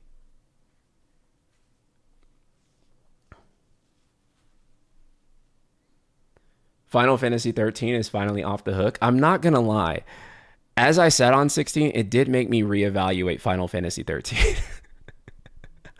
And in hindsight, I kind of ended up looking at Final Fantasy 13 a lot more favorably than I looked at it originally, because I was like, Final Fantasy 13 may have had like a lot of missteps, but at the very least, I can say that Final Fantasy 13 didn't. Final Fantasy 13 didn't try to.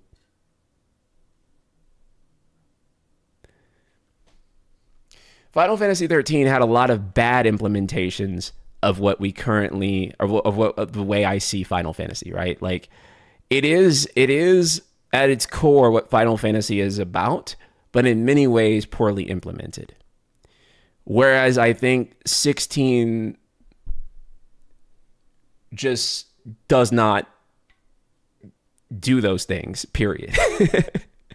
Right? Like, it just does not do those things. Whereas I think that 13 at least wanted you to have party members and wanted you to have the status effects and try to evolve the command game and try to be new but maintain the kind of core fundamentals of a Final Fantasy game. Whereas and whether it achieved those things or not, you can have a discussion about, right? But like, or I should say, to like what quality it achieved those things, you can have a discussion about. But like with Final Fantasy 16, it definitely felt like those things just were not present, right? Like, you can argue about whether the AI controlled party members were a good thing or not.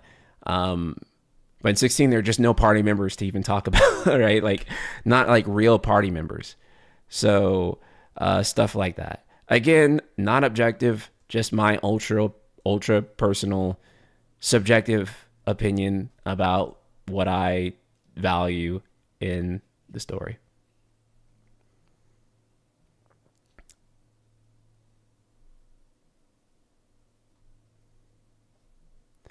13 is better than 1 through 3, and I love all three NES games, and even say better than 8. That's fair. I like 8, actually. I think 8's a good game, actually. I'd go that far.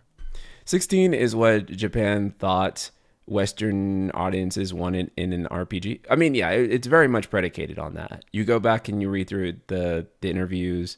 I mean, it's why they did English first, right? It's because they were trying to win big with the Western audience, for sure. Brainbox, thank you so much for the super chat. Brainbox says, I find it funny that this document says that DQ3 has outdated and frustrating gameplay, but also that FF16 doesn't have turn-based. Love you, King. That is actually like a kind of funny like contradiction there. I guess it's not mutually exclusive, because you can have turn-based gameplay that feels outdated, but it is very weird to make that juxtapose. I don't think this slide is controversial, though. It says, new IPs have also been harshly criticized. A story devoid of charm or immersion, only worth $20 to $25, or skip it. Bad cringe dialogues, bad protagonists, unlikable characters, bad acting, bad pacing, and meh generic story. Monotonous and unrewarding. What a dull and boring game. I mean, Avengers. I mean, I don't think anything here people would push back on.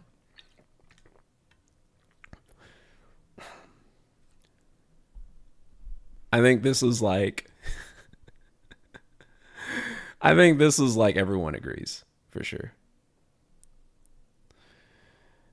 Okay. Deficiency in advertising and promotion. Oh boy. Okay, so this one's actually pretty crazy.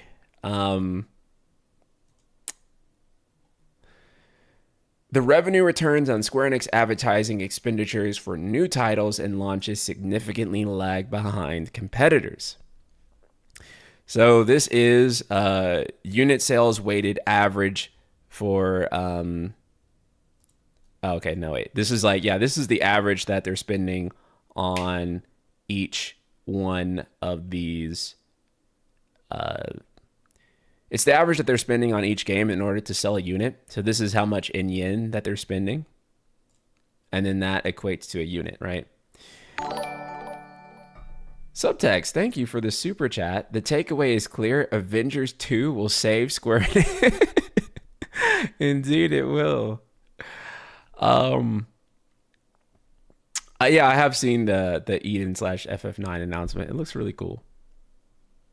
Yeah, so this is basically marketing spent per unit sold. And so obviously they had to spend.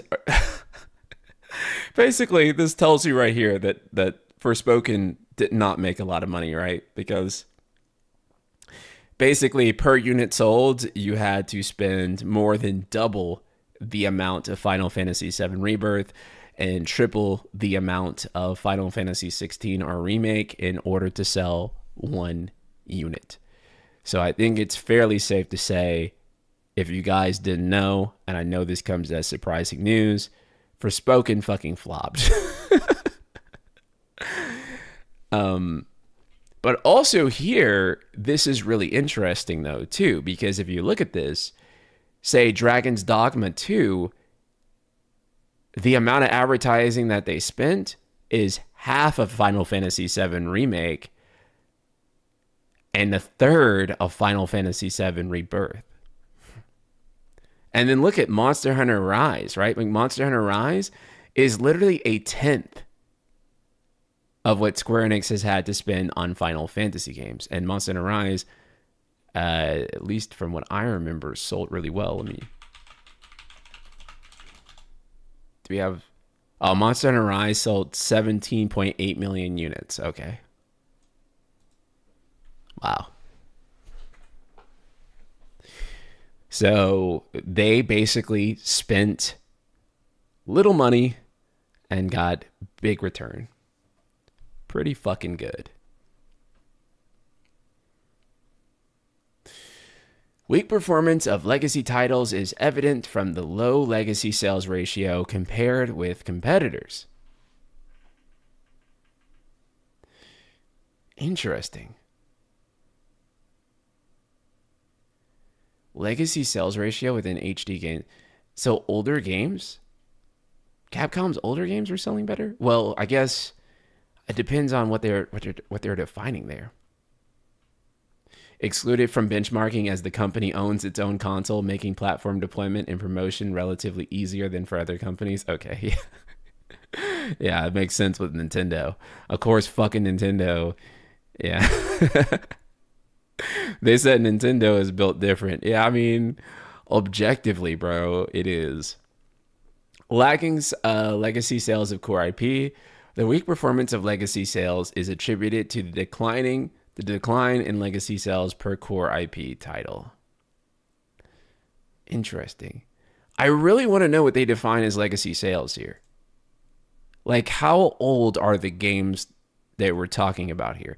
I guess it kind of doesn't matter, like, to an extent, right? Because Capcom's library continues to have legs, right? DMC5 is still fucking selling. And that game, I think, turns 10 next year, right? Whereas a lot of Square Enix games just don't have legs.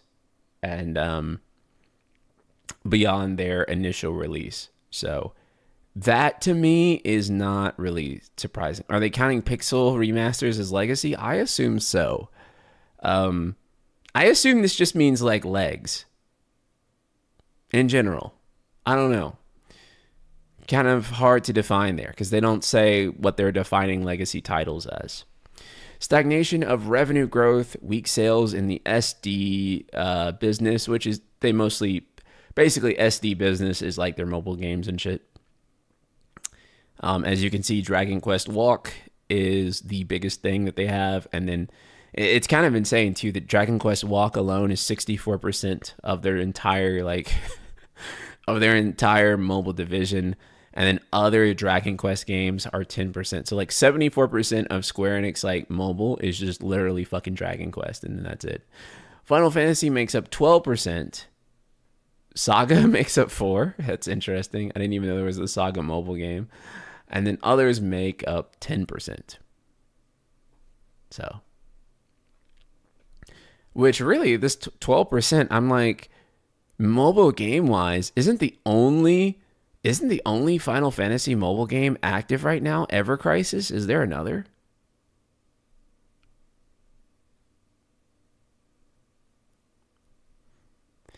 Dragon Quest Walk being that popular in Japan alone is genuinely staggering. I know. 64%? Yeah, dude, Dragon Quest Walk is a huge fucking deal. Brave Exvius is gone. I think the only one is Ever Crisis.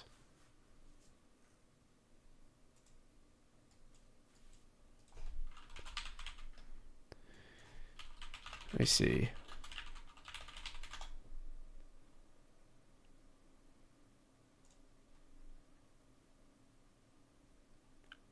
Yeah, I think the only one is Ever Crisis. I think it's the only.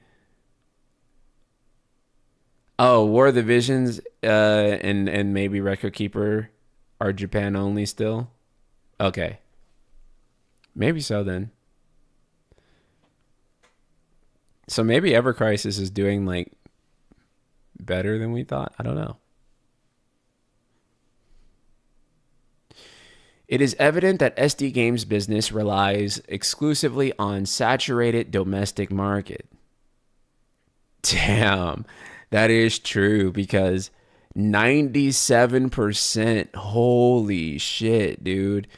So 97% of their mobile game market is like just Japan. And overseas overseas is 3%. God damn, bro. I'm gonna guess that FF14 mobile in China isn't included in SD game development, but IDK, yeah, I don't even know if the full version of that is out yet in China or not, or if it's still in testing. But dang, bro,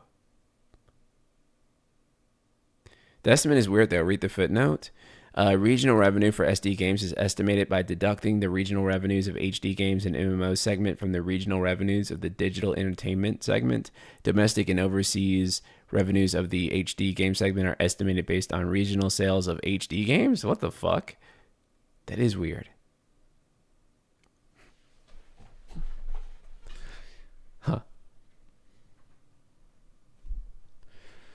Underutilization of licensing while the mobile market is growing overseas. Square Enix has taken virtually no action. The global SD game market is projected to grow at an annual 7%. Square Enix have failed to adequately achieve rapid expansion overseas. The mobile version of Final Fantasy XIV was released in China in 2025. Square Enix provides licensing and supervision while development is undertaken by Lightspeed Studios, a Tencent subsidiary. Approximately 7 years will have announced between the announcement of the strategic alignment with Tencent in 2018 and the release. FF7 Ever Crisis was released worldwide simultaneously in September 2023. Within 2 months, global downloads have reached 70 million, with the estimated cumulative sales of 269 million. Oh shit, this is Ever Crisis. So, yeah, estimated sales is 269 million. Interesting. However, more than 70% of the sales were derived from the Japanese market, indicating weak revenue generation from overseas. That's interesting. So, Ever Crisis is Ever Crisis going to be EOS in a few years? It seems like it's doing great in Japan, but I mean, if anything were to happen based on like what I'm reading here, correct me if I'm wrong, chat, but it seems like if anything, they would shut down the global version first, like they've done in the past. But $269 million doesn't seem terrible, but that's also a figure that's being given without the context of how much it takes to operate the game. So whenever you don't know how much money is going into operation, any number can always seem like really impressive. And then if you find out that it's taking, X amount in order to operate it, that number can be really easily undermined. So It looks impressive, but I just don't know. I can't say either way because I just don't have a clear amount of context behind what that number actually means. So, even though we're pretty much getting off the waifu global open world slopes, they are transitioning to even more expanding reach with stuff like GTA 5 with Everness. Wait, what? Watch them try to make FF16 mobile and break through overseas. Most of these numbers mean nothing without the cost figures. Yeah, I mean, and that's always the thing too. Is that oh hello Final Fantasy Union, what's up, Daryl? We definitely need to have a we need to do a podcast again on this whole thing because this is so fucking crazy, man. Underutilization of licensing out despite the high overseas awareness of Square Enix IP and the failure to leverage it is problematic. Okay. This is actually the most crazy fucking slide in this entire thing. If there is one thing to take away from this entire stream, then this one is the one to do. Because it shows how popular Final Fantasy still is. And this is the core problem that we have right now. Final Fantasy, look at this, in North America exceeds Dragon Quest, exceeds Diablo, exceeds Elden Ring, exceeds Monster Hunter, exceeds Baldur's Gate, exceeds Genshin Impact, and it exceeds Shin Megami Tensei. So why the fuck is it selling less than all of those? Why the fuck is it selling less than all the games here? I mean, does awareness equal popularity and translate to sales? No. It doesn't. And that's actually the point here. It's not that people don't know what Final Fantasy is. They know. They know. They know, but for whatever reason, they don't fucking care. Or they don't really care enough to buy the games anymore. By the way, to answer the previous question, the estimated cost of Ever Crisis has been around $80 million. Thank you, Daryl. Figure if anyone would know, it would definitely be you. So that's actually not bad then. That's still pretty profitable. They definitely have made their money back on Ever Crisis. So I would say that they probably will end up in a nice position whenever they finally do decide to end of service it.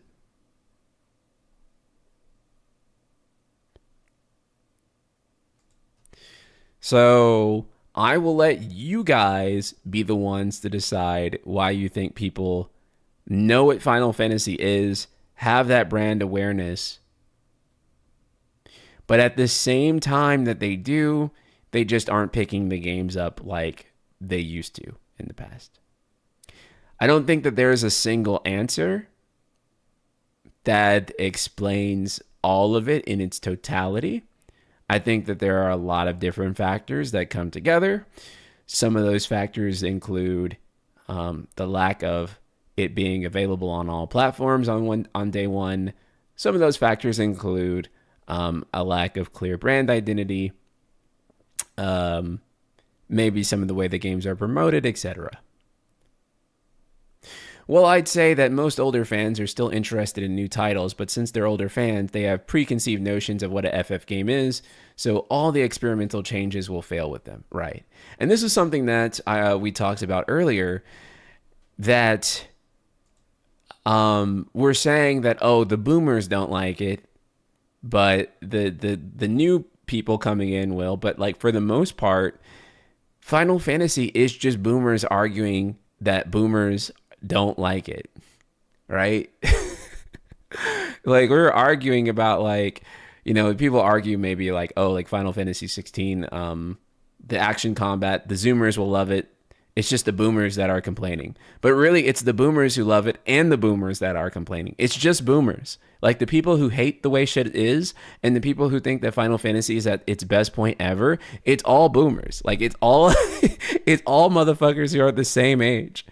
Like people being like generational about this shit are like it's so silly. There you go, Jacob. Like it's so silly to be generational about this when it's like literally just like one generation going back and forth.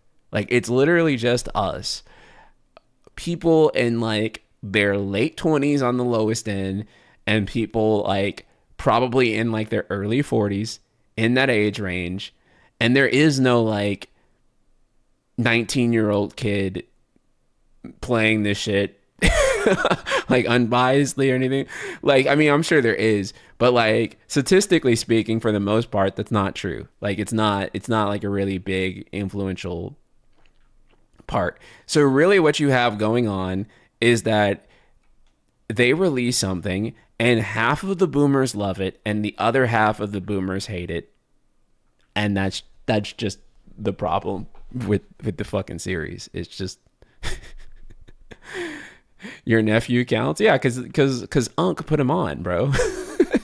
But if Unc wasn't there, he wouldn't have tried it, you know?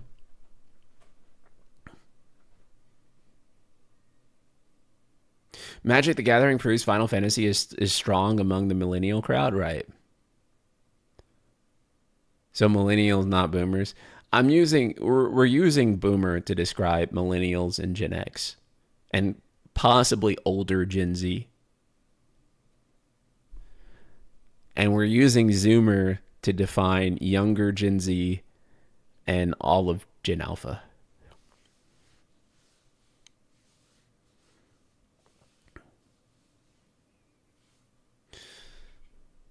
So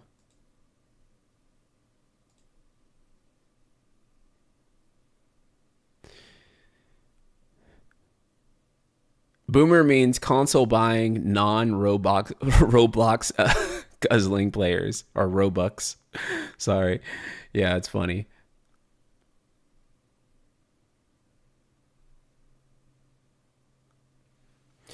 So anyway, Final Fantasy is still widely loved. People still really care about this series. It's very evident from the Magic the Gathering um, collaboration. Now, my take on how to kind of make Final Fantasy popular again is again, half of the boomers are going to hate what I have to say and then half of the boomers are going to like love what I have to say about this. It's just the nature of these things. What I have noticed for every single game that has gone out of its original intended like audience, right? Like reached mainstream appeal is that first of all, the core audience for that game has to be satisfied, overwhelmingly so. And when that core audience is extremely satisfied, what they tend to do is that they tend to post about how this game blew away their expectations, how it is the best in the series, and how it brings together everything that people love. And then they go on the internet and they tell everyone in their immediate circle they need to play this game. This is what we've seen happen with games like Persona 5. It's what we've seen happen with Devil May Cry 5. It's what we've seen happen with, even technically titles like Baldur's Gate, right? Like for many people in this chat, Baldur's Gate was like their first isometric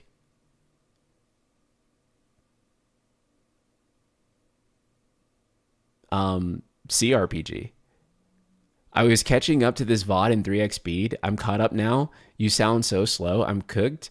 Brother, as someone who watches a lot or did watch a lot of stuff at 2x speed, I'm going to tell you guys something. And I'm not saying this because I'm a content creator. I'm saying this because I have horrendous ADHD. Don't watch things at greater speeds than like at max 1.5x speed. You should try watching as many things at 1x speed as you possibly can. Because if you do not, you are down training your attention span, which means you will not be able to concentrate whenever people are not speaking 3 times faster than they normally are. And it actually does have, it cooks you, it deep fries you. I just want to be clear, I'm not judging because I did I did the exact same thing you did. And I realized it was cooking my attention span. Like I couldn't even watch videos anymore because I would just like crank the speed up to max and it would just fry my fucking attention span. So yeah, I do recommend not going above like 1.25 to maybe like 1.5 speeds because your brain will like be TikTokified and like you'll be in like normal conversations and you'll be like, hurry the fuck up. I can't stand you talking slow. Anyways, Final Fantasy is still widely beloved. And I think that, you know, when looking at other games, like one of the cornerstones of getting new people into those new series or into series that are new relative for them has been basically producing a game that is overwhelmingly high quality and overwhelmingly satisfies the base, and then upping the presentation value of those games. So like going from Persona 4 to Persona 5, the presentation quality is night and day. It's incredible, right? The UI, the use of the cinematics, it's really incredible. This isn't to say that they need to make like the ultimate like purest Final Fantasy ever and satisfy the unks, because I don't know if you even can. Because I mean, what is the ultimate purest Final Fantasy? Is it 7? Is it 9? Is it 6? Is it 10? There's a lot of answers to that, right? Like, there's a lot of different things that a lot of people liked about classic FF. But I do think that punching closer to what classic FF was is probably a better bet for, at the very least, sustaining the audience that still knows what Final Fantasy is and likes Final Fantasy and is hoping for Final Fantasy always to return to that thing. It seems that it's a better strategy to, at the very least, try to preserve those people and get those people to overwhelmingly say, this is the best game ever. This is the Final Fantasy to start with. Oh my God, Final Fantasy is so back. Because I think the only way you're going to generate that momentum is to get that audience to feel that way, right? Like, Breath of the Wild may be somewhat contentious now among Zelda fans, but when it dropped, for the most part, the overwhelming number of Zelda fans found that game to be fresh and exciting, and that excitement spread to people who didn't play Zelda, and before you know it, everyone was making Breath of the Wild their first Zelda game. So, I do think that you have to satisfy the core audience with what they expect from Final Fantasy. More like recapture your core fan base. Yeah, I mean, they do have to focus on recapturing the core fan base. I do think that is a fundamental, unavoidable thing. I know that some people may not like that as a statement in general because they feel like it's it invalidates, you know, a lot of the modern titles or whatever that they may really love. But it's not to do that. It's just to say that, I mean, just purely logically, I do think you do have to recapture the core audience before you can just say, fuck the core audience, we're going to do something else. You have to make sure that the important people, not the important people, that the core people care first. Imagine a Final Fantasy game selling 35 million copies. Dude, it's hard to imagine. I don't know if this is like a great example or not, but I'm going to use my own business to kind of maybe paint an illustrative example for you guys, right? So like the way YouTube works and the way like most algorithms on social media works is that essentially what it does is it sends out notifications to your core audience first, right? And which is to say the people that have subscribed to you, the people that have clicked the bell icon, the people who are most invested in your platform, right? And then what happens is that it kind of tests and sees, okay, this is basically how the most dedicated people are clicking on your video, right? So this is how the most enthusiastic people about you, your subscribers, are responding to your video. And if those people really respond to it and they click on it, then what YouTube does is it says, okay, your core audience really enjoyed this. So it actually starts then to recommend that video to people outside of your core audience. So people who aren't subscribed to you and people that may only watch your videos casually. And then it expands and expands as it tests, the proximity of people to, your core audience, right? So it starts there and then expands out to people who are increasingly more casual.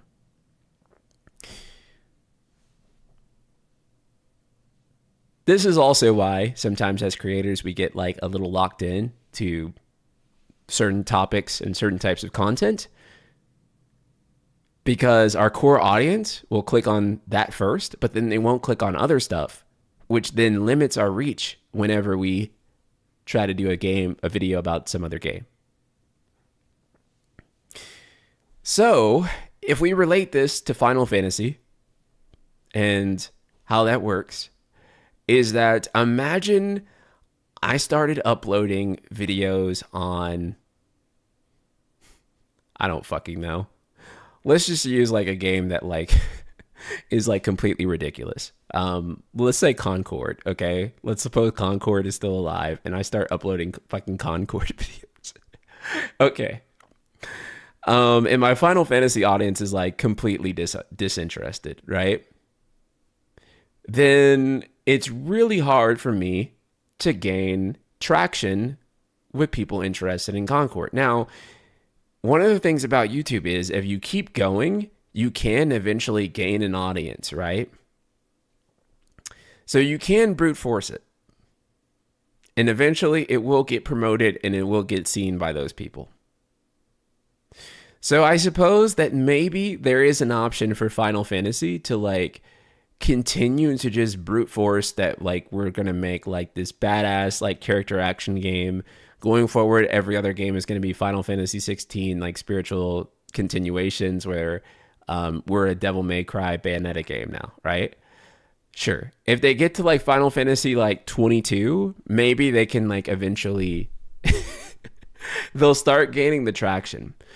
But the problem is that the difference between my videos and Square Enix's games is that my videos only cost my time, right? And my time, I don't have to spend 6 years arbitrarily, let's say, making a video. Whereas you do have to spend that many years making a game and you have to spend millions of dollars and you have investors, right? So in this case, in the YouTube analogy that I'm painting here, let's suppose you have like sponsors, right? And the sponsors, sometimes they want you to hit like a certain number of views for the collaboration. And in this analogy, sponsors are going to be investors. Okay? So the sponsors want you to hit a certain number of views in order to guarantee that their product is being reached by a number of audiences. A certain number of audience, right? In that case, I would make probably a Final Fantasy video to put that sponsor in. And the reason is because I know that is going to give me the best chance of hitting that optimal number of views, right? To satisfy the person who is essentially investing money into me. Versus like, would I do that for the thing that is kind of struggling to take off, but I'm trying to break into? I probably wouldn't want to put the sponsor video in something high risk as that. because I want to ensure that they're going to get their return on investment. Pretty simple, right? This is why I say that I think that Final Fantasy does need to satisfy its core audience. Now, I know core audience can be difficult to define because, let's talk about Final Fantasy 16, right? Like, again, did Final Fantasy 16 satisfy the core audience? Question mark. That's hard to say because you could argue that all that's left of Final Fantasy in terms of who's actively buying the games is the core audience, right? And there's no shortage of people who love Final Fantasy 16, but there's also no shortage of people who fucking hate that game, right? And so did it satisfy the core audience, right? It's like well, it satisfied a lot of them. Because a lot of them say it's their favorite game of all time. A lot of them say it's the best Final Fantasy maybe ever. But a lot of them also say it's the worst one. A lot of them also say it betrayed their expectations of what a Final Fantasy game is. So, I mean, the core audience is clearly divided on that game.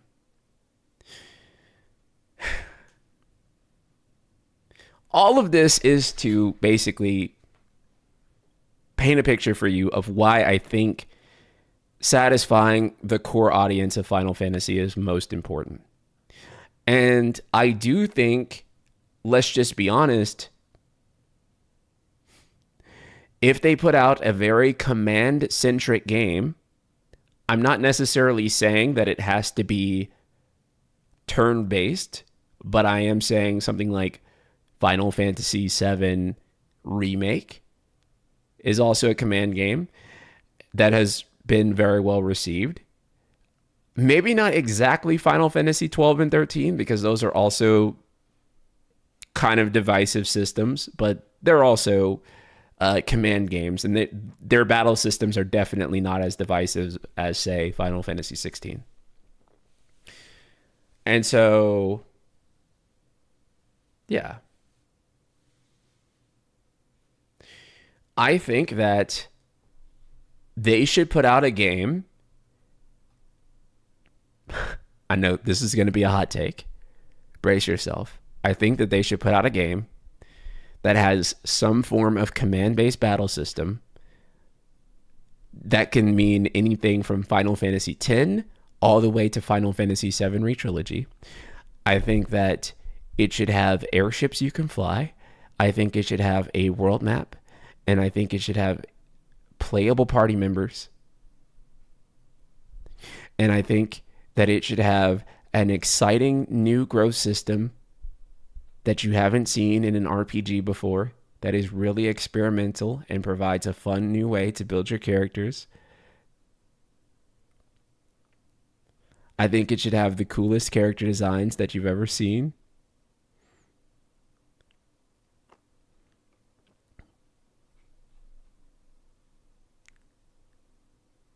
I know it's a controversial take. I know it's a controversial take. I know everyone in chat's going to disagree. That's actually the point, though. Most people aren't going to disagree. If I told you that there was a Final Fantasy game coming out that had all those things, you wouldn't be upset by it. You'd actually really look forward to it.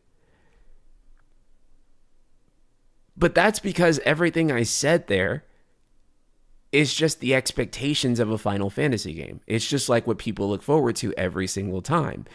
And I think that Square Enix's problem has been they've consistently made games that don't feature those things.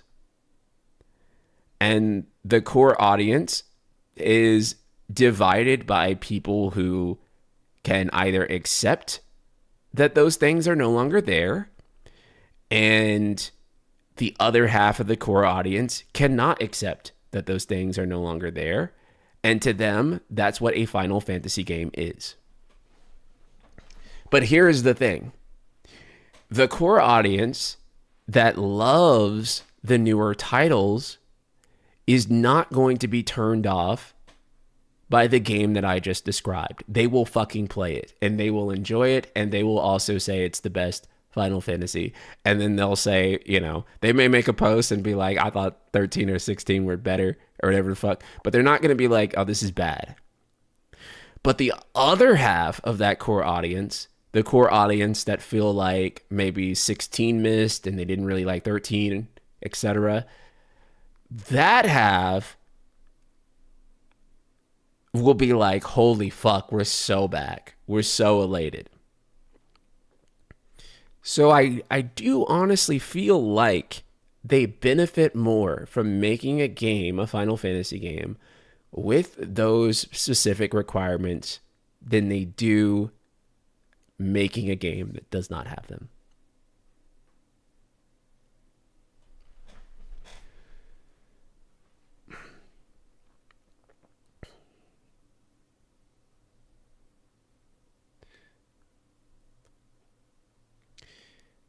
Is it true that Final Fantasy 16 is pretty much a double A game? No. That's fucking ridiculous. 1/4 the budget of a triple A game? No. It has like, it has basic, no. It has the development cost, which is not including, I mean, it might be including marketing. The development cost was $60 million, right? That's still a triple A game. Anyone telling you that $60 million is a double A game, it's fucking ridiculous. That's still a very high budget, but it's not like extraordinarily high. It's lower than like Western triple A games for sure, but it's not. So Twitter lied to me again. Yeah, anyone, but also Twitter's fucking crazy because they are taking, okay, listen, here's the thing about what Twitter is talking about with this, right? Because Twitter is basically taking that part, and then they're basically taking the development budget part and saying that this is objectively true. The game was so cheap to make. But then they're saying that the sales part is a lie, though. This is all 3D investment partners' estimations. So you kind of either take this wholesale or you don't. You can't say that the development cost was true and then the fucking like sales was false. Either these numbers are real and good estimates or they fucking aren't. Like, you can't cherry pick that and say that the news that told me my game is doing good from this report is correct, but the news that told me that my game is doing bad is incorrect. So this is an investor's estimation? Nah, don't trust. Yeah, that's exactly it. This is an investor's estimation. So either you take it wholesale or you don't. But people on Twitter are kind of being like, well, I trust the part that says that FF7 is too expensive and FF16 is too cheap. I trust that shit, but I don't trust the part where it said that it didn't sell well. Okay, well, you know, either you trust how they do their how they estimate their numbers or you don't. You think that since 3D IP delivered this to Square Enix's board that they'd go there with the accurate numbers. Yeah, I mean, that is true, right? I don't, like, my take is I don't know what to think about the numbers. They are likely just doing that to force SE to release the real numbers, and honestly, fuck SE for not being transparent enough. Yeah, I mean, I agree. Like, just be transparent. Like, you know, like, there is just no reason to not be. Now, this is also interesting. They say film adaptations of Square Enix's core IP are lagging and cross-media strategy remains inadequate. So this is actually funny because they're basically saying, why the fuck aren't you making like Final Fantasy movies and anime? And I actually agree. I had been against Final Fantasy multimedia for a long time. I don't think I'm as against it anymore. So this is all a fan thing? No. This is not a fan thing. This is not a fan thing. This is an investor, one of Square Enix's biggest investors, release this. So this is very far from just being a fan thing or just some random analyst. It's one of those things where it's not Square Enix themselves, but it is a very significant source that has immense stake in Square Enix to the point of where it is something that should be noted, but it's also maybe not everything here in terms of the numbers is necessarily objective fact. You know what I'm saying? FF anime like Edge Runners would go so hard. The fact that there is no Final Fantasy VII or Final Fantasy XIV anime, in my opinion, is objectively a mistake. In my opinion, objectively, lol. But like in my assessment, is objectively a mistake. Why don't you have a Final Fantasy VII anime? Why don't you have a Final Fantasy XIV anime? Knowing that these animations can boost sales. Seeing what the Castlevania anime has done for Castlevania, seeing what Edge Runners has done for Cyberpunk, seeing what all these different shows, what Fallout's live action show is doing for Fallout, though I don't think that they need to do live action because I think it's too expensive for Final Fantasy. Final Fantasy 15 Brotherhood was incredible. I agree. Although it was incredible to the detriment of the Final Fantasy 15 game, sadly. Kingdom Hearts should have had an anime for the past 10 years. Brother, Kingdom Hearts should have had an animation for the past maybe 15 or 20. Kingdom Hearts should have had an anime like after Kingdom Hearts 2.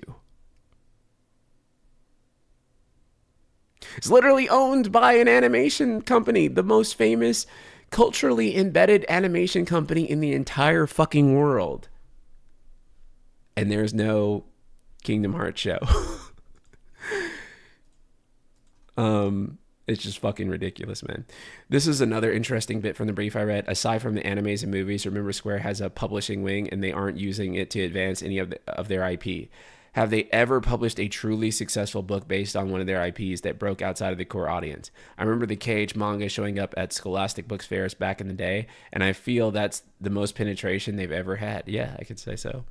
I want to say, Daryl, you pointed this out in the recent Final Fantasy Union video that you did the other day on this, but basically Square Enix internally has the means to produce every form of media internally.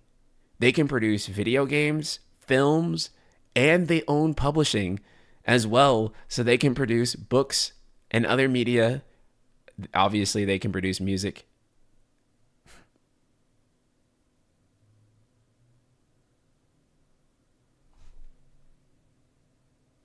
You know? So Square Enix internally can produce every type of media possible. Why are they not leveraging film for Final Fantasy, right? Like actually, and not whatever the fuck the Spirits Within was. And I don't think that Advent Children or Kingsglaive, well maybe Kingsglaive actually, but for different reasons. I don't think that like Advent Children or the Spirits Within is the way to do it. Spirits Within is too far removed. Advent Children is basically like you have to be an FF7 nerd in order to really appreciate AC.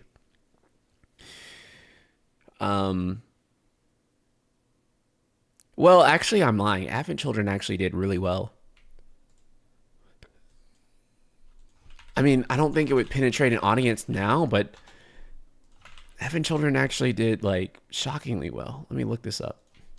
Because I remember seeing the sales for it and I was blown away that it actually sold that much for a film. Where the fuck is it?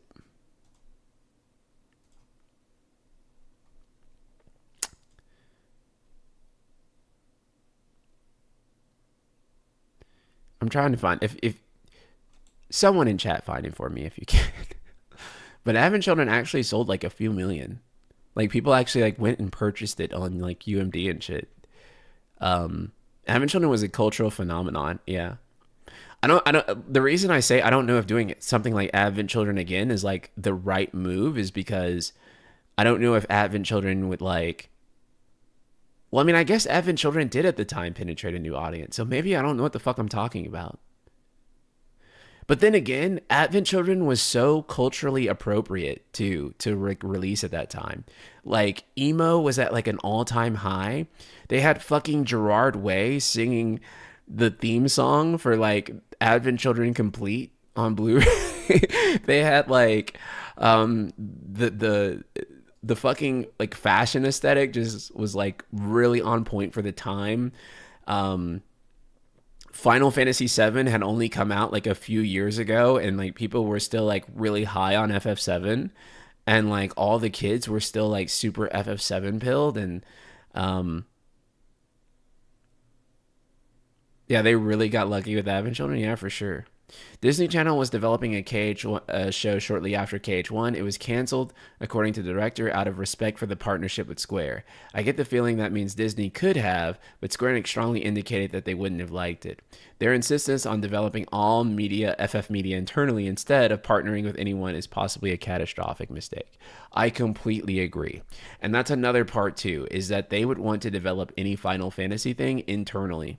But I actually think the worst thing that they could possibly do by a mile is try to develop all the Final Fantasy media internally. I think that they need to get a highly qualified studio that understands Final Fantasy as an IP and have them do it. I don't think that they should be trying to make a Final Fantasy thing internally. I think that someone who fucking gets it should handle Final Fantasy. Trigger, I think Trigger could do a good job. I don't think it would be internally. I think that they would be tempted to do it internally, but I don't think it should be. I think it should be handled by someone else. And I know that's difficult for Square because they don't like handing off Final Fantasy to anyone else, but I think that they should. Even when they outsource, they still bring it back in-house, though. FF7 Remake, for example. That's the thing, though, right? Is because they let someone else do it, and then they're like, this fucking sucks, and then they bring it back. Say what you will about the hit or miss quality of their output, but Sega's overall strategy of partnering with outside studios for their recent movies and TV shows has paid big dividends. Yeah, well, they got a studio that really understood Sonic, for example, right? And that studio was able to make really good Sonic movies. And those movies did incredible for that IP. That preciousness is like Nintendo Pokemon level from people I know who do licensing stuff with them. But even then, a lot of licensed stuff, but just very difficult approvals. Yeah. Nintendo is very hard to work with in terms of licensing. Merchandising sales. They exclude Nintendo from most stuff, like on this slide, but then they have Pokemon as best practice. And I mean, I don't disagree, but like, obviously Pokemon is definitely best practice, but I don't know if anyone else can just do what Pokemon does. I don't know if I would compare it to other Nintendo IPs. I actually would disagree with their assessment here and say that Final Fantasy is actually doing pretty fucking good relative to everything else here. So I don't agree with that part. Adjusted operating profit margin of the HD game division. Yeah. I mean, this is pretty brutal. This is pretty fucking brutal. Because if you look how Konami is more profitable than Square Enix, right? And Konami doesn't even put out that many games right now. Konami is more profitable. I mean, they kind of are right now. I take that back. They're starting to put out more games. But, I mean, compared to Square Enix's output, though, Square Enix should definitely be more profitable. Right? Like Square Enix should be way more profitable considering the games that they put out recently. Konami and Capcom, yeah, just completely fucking dominate. The fact that they're getting smoked by Konami is the funniest part of this entire report. Dude, Konami hasn't even been making games for like the past decade. And Konami is like Konami is like fucking obliterating them. Konami got Yu-Gi-Oh too? No. This is only focused on their HD games business. So it's not even factoring in like the pachinko or Yu-Gi-Oh or any of that stuff. It's literally just comparing like their HD games divisions. So this is like literally just Silent Hill 2, Silent Hill F, and Metal Gear Solid Delta. Like it's literally just that. And it's like almost 5 times the profit margin of Square Enix, which is pretty fucking crazy. Considering that this is the same fiscal year that fiscal year 24. Oh, it's the third quarter, right? Maybe so then. Maybe that does make sense. Oh, that's a good catch. Because I'm just focusing on fiscal year 24. But that's the third quarter, right? Just specifically the third quarter. So maybe that's why.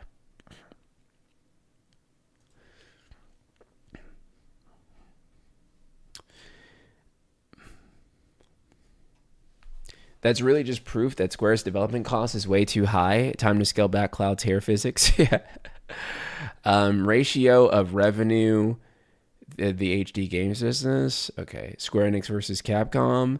Development expenses, 38% versus 23% for Capcom.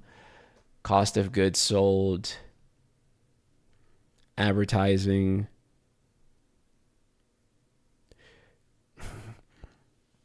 I disagree with NSP that the core audience will show up for a new FF game. I'm not sure. I mean, I think the core audience always shows up, depending on how you define core audience. Right? Because like I said, the people who love 16 and the people who hate 16 are both the core audience. The people who are like, I refuse to play FF16 and I've been playing FF for like 30 years, and the people who are like, I've been playing FF for 30 years and 16 is the best one, are both the core audience. So I don't know, like, how do you, I guess it depends on how you're defining core audience, on whether I would say that you are disagreeing with me correctly or not, or representing my opinion correctly, because depending on how you define that, I may actually agree with you and you may not disagree with me. I guess it's to say what percentage of the core audience will show up. But I mean, I know people who have not liked a single Final Fantasy game since 10 and have purchased 12, 13, 15, and 16. And even played 14 or 11 and hated it the whole fucking time because they just keep waiting for the Final Fantasy game to be, in their definition, good again. So I think the people in this chat here are the core audience. Yeah. I think if you watch YouTube videos on a video game that are like not like a tutorial video, but like, I mean, yeah, like every single person in here is a core audience person, right? So if you're saying that like you wouldn't buy Final Fantasy 17, I'm still going to classify you as core audience. You are watching me, a Final Fantasy creator. I mean, I make content on other games too, but it's not wrong to say I'm a Final Fantasy creator. But a Final Fantasy creator discuss business, deep discuss business, based on what an investor thinks about Square Enix's, about how Square Enix is operating their business and how that is going to impact the next game. So whether you would call yourself the core audience or not, I would call you the core audience. Anyone who is that deep of and I don't use this derogatory, nerd of a thing, that they would like be reading business reports to see how a thing is doing, even if to validate their hatred of the way things are going is the core audience, right? So I think the core audience is that person, and I think the core audience is the person who thinks that Final Fantasy 16 is the best video game ever made. The main thing is Night Sky Prince is that people would you just described will buy, then they won't recommend. Exactly, Daryl. Exactly. The thing is that the core audience is still buying those games. They just don't recommend it. Right? Like, for example, the core audience will say buy Final Fantasy 16, and then if they don't like the game that it is, they just won't tell their friends to buy it. Right? And I mean, I'll give you a perfect like prime example. Like when someone says, I want to get into Final Fantasy, which game should I play first? I tell them to play Final Fantasy VII Remake. And that recommendation, of course, is based on my own bias that I thought the Final Fantasy VII Remake was a better game than 16. So I recommend them what I think is the better game, right? Obviously, I make all these fucking videos and shit. I'm clearly the core audience too, right? But the core audience recommends games to their friends in casual conversations and otherwise. And so if the casual audience isn't the core audience plays these games for the most part. Whether they recommend them to the casual audience is the differentiating point. I honestly, like 90%, gave up on FF after FF15 and just started buying more Dragon Quest and Octopath Traveler type games to try and fill the void. Then some random French RPG, man, it's to scratch that itch somehow. Yeah. I do think that you're probably not alone in feeling that way. I know that can be kind of like a hot take and like a really contentious thing, but I think it's also why that discourse comes up. However annoying some people may find it, there is a grain of truth in there where the people who were discontent with the way Final Fantasy has been going will say they would buy something like Expedition 33 and they play that instead, and then they'll be like, this is the thing I've been wanting. So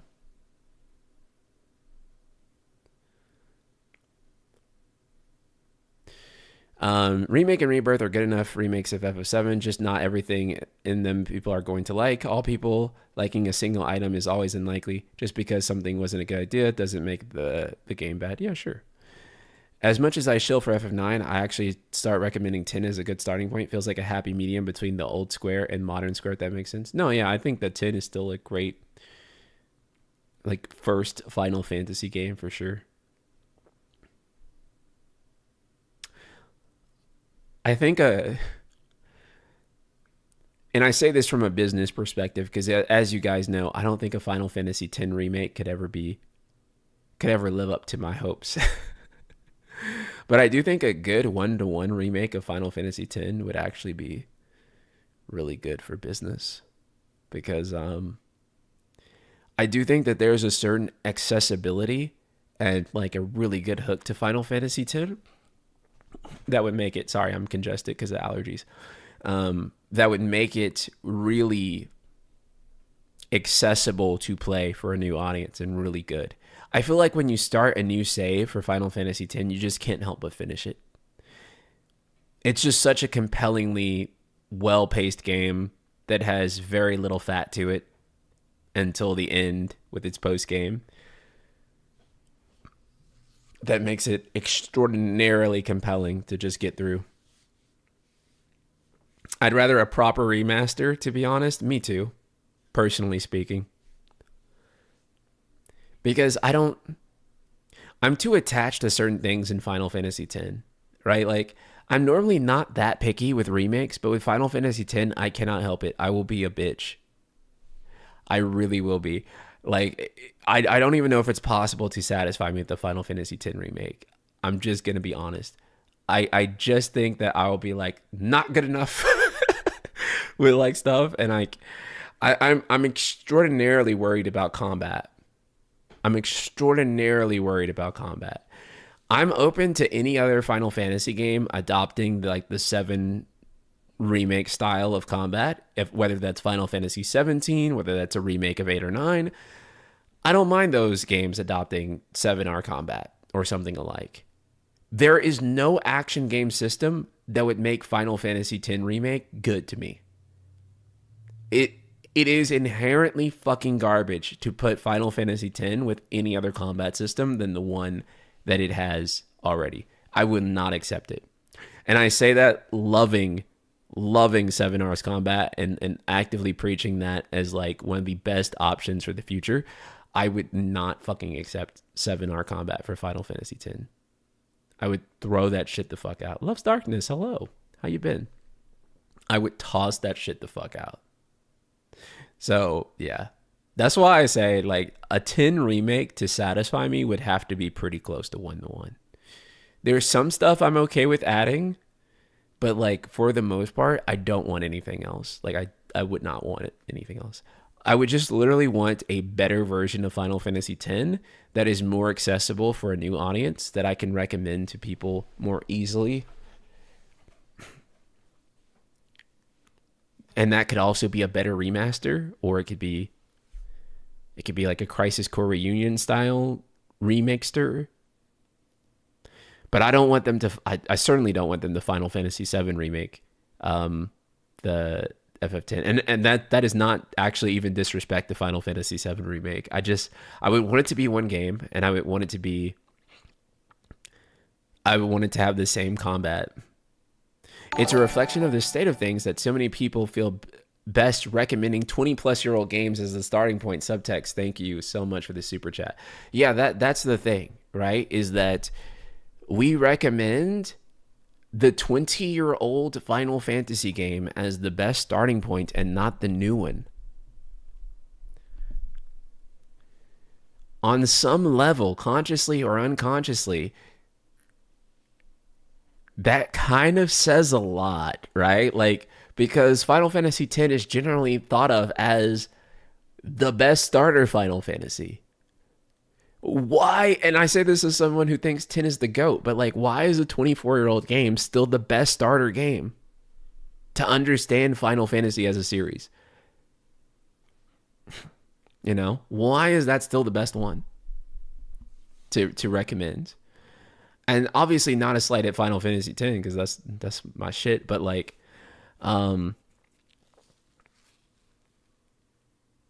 it reveals the kind of state of things, and that I'm talking about, right? Because Final Fantasy X is kind of the game where you can play Final Fantasy X, and I feel like you can get Final Fantasy like right away, right? You will understand immediately. And part of it is because it's a PlayStation 2 game. And I mean that in the sense that it's not so old that you're going to be like, oh, the graphics are ugly. Yeah, there's no voice acting, right? But it's the youngest Final Fantasy that still has almost all the elements, because it doesn't have like a world map in the traditional sense. But it's the Final Fantasy game that best represents what most people think of without being as old as 7 or 9 or 4 or 6, right? Would you want Final Fantasy X remake or 10-3? Oh, fuck me. I guess if I had to pick between those two, I would probably... Shit, I don't know. I generally prefer a new thing over an old thing. I don't know. Maybe. Fuck, I don't know. I guess. Okay, I'll actually say 10 remake with a caveat. If it's going to be a purist remake, with the exception of the mini games and the post-game content, because you can do whatever the fuck you want with that, because that's the biggest problem with 10. So if it's a purist remake of 10, that is simply a graphical update and some minor quality of life features that just overall make 10 even better than 10 Remake. If it's a fundamentally new game, if they're going to experiment with it, if they're going to try to put action and shit in there and they're going to try to make it different, then 10-3. That's like what I would want.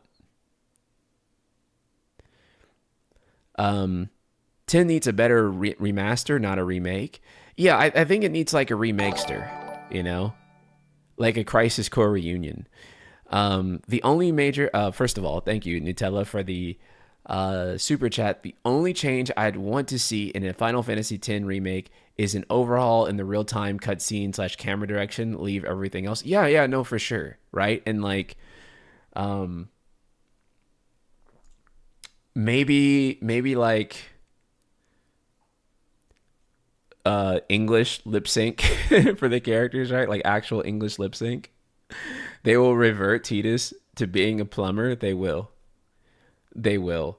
I just don't think that like I just don't want any major changes to it.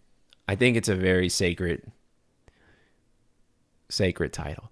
It's funny because we all say this about Final Fantasy X. Everyone's agreeing right now, but I guarantee you, if Final Fantasy X remake ever came out, half of you in here would be like, I always wanted it to be a sequel. I'm sorry I had to say it. You know it's true. Half of you in here would be like, "Oh, I always knew I always knew that Jecht was gonna time travel." Anyway, it was obvious from the first trailer. Anyway, I don't mean that to necessarily slight 7R trilogy, just to like, just to poke fun at the discourse behind that because I think it's funny. Oh, we didn't even get to like one of the best slides here. Holy fuck, we like kind of abandoned. Okay, hold on, let me pee real quick. I'm sorry, my bladder's. I just drank so much water. We're gonna pee real quick, and then we're gonna talk about the development costs for the Final Fantasy games. So I'll leave you guys with this to bicker about for a sec.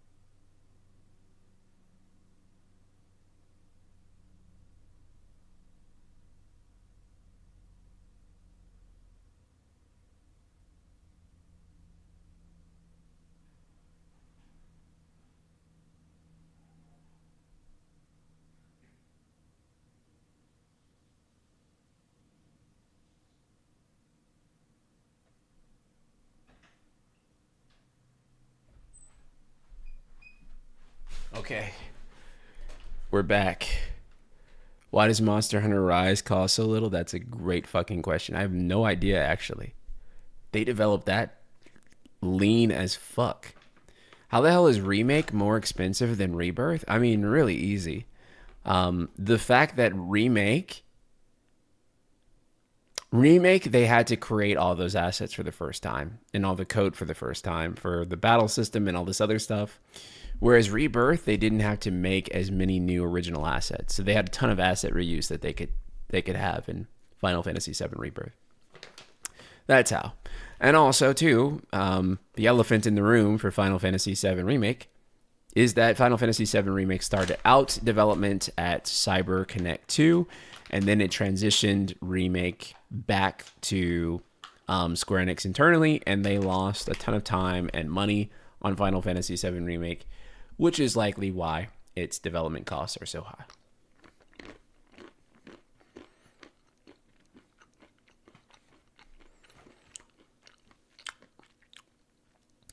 What's more insane though is that they invested more money in Forspoken than they did Final Fantasy 16. I'm actually really curious why Forspoken cost more than it. Well, I guess the engine.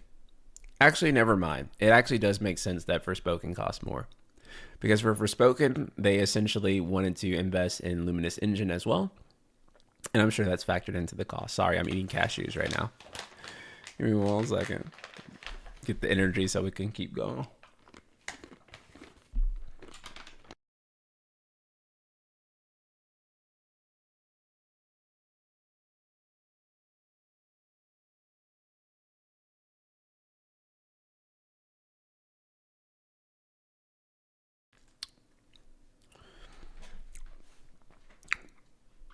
So yeah, I'm a little surprised that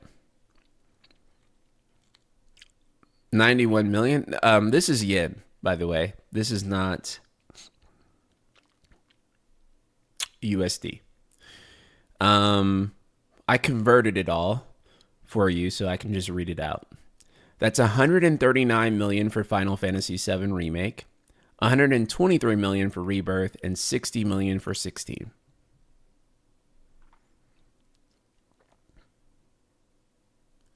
So 139 million for Remake, 123 for Rebirth, and 60 million for 16.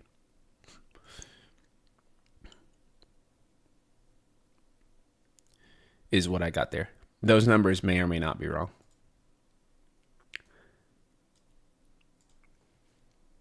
But you can double check it by converting yourself. Sorry, I'm just regassing right there. So I can yap more.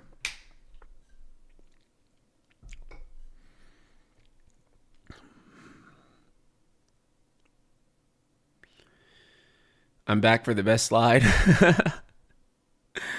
I mean, here's the thing though.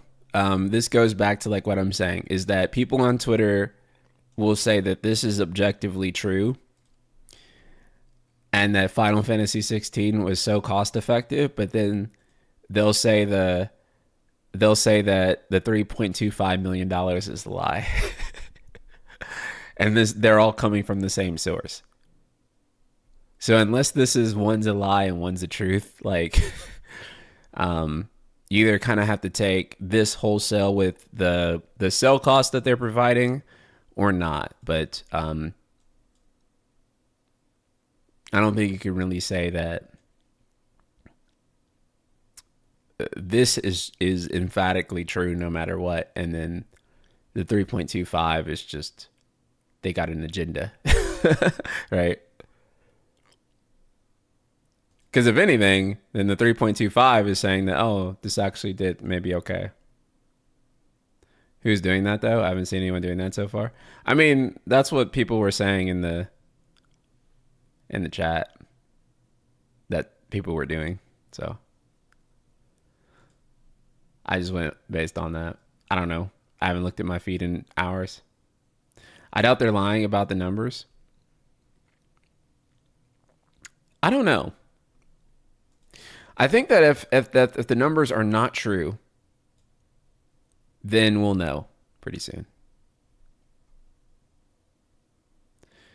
Both remakes being more expansive than 16, not surprising, but Forspoken.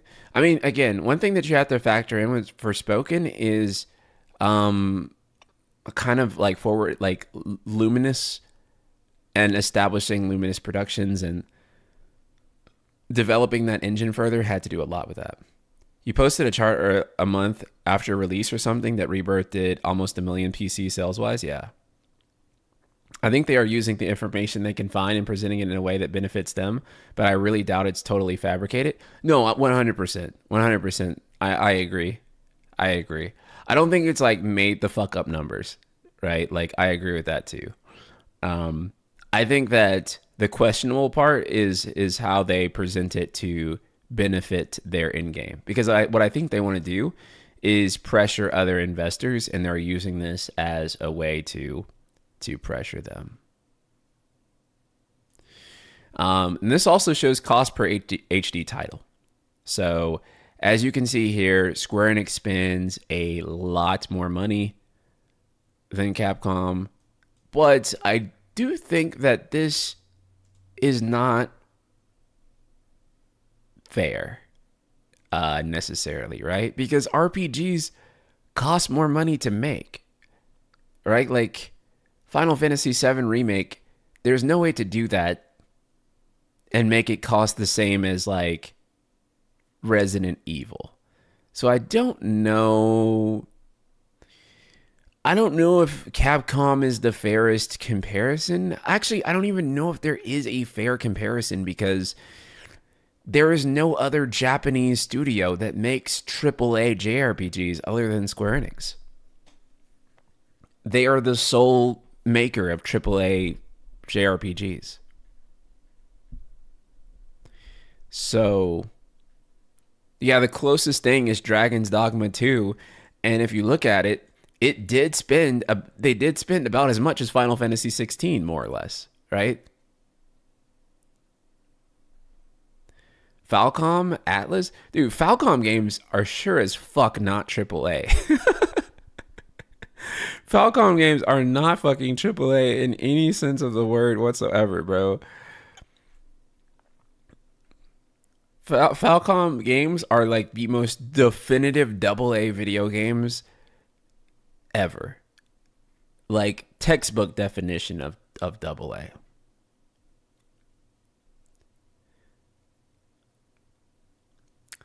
I think that you can maybe consider Tales of Arise pretty close to AAA, but I really wouldn't really call Tales. I don't think I would call Tales AAA.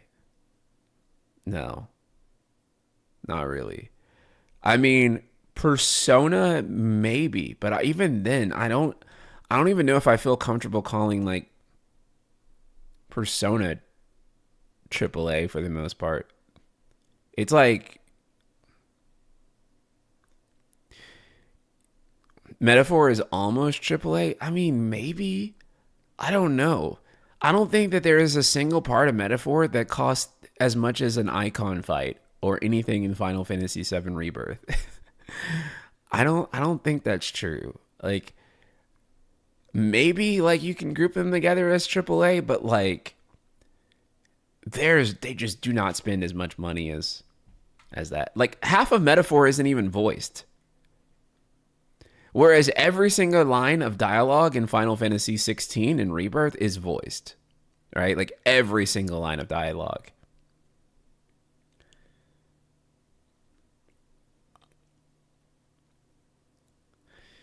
Yeah, they should probably stop using that engine.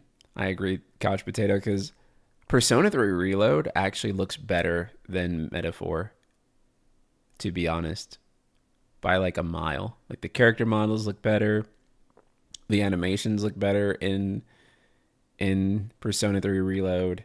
The lighting's better. Like Persona 3 Reload looks like the more recent higher budget game. Other than the fact that it's a remake of a PS2 game, so it has some of the PS2's restrictions in it, but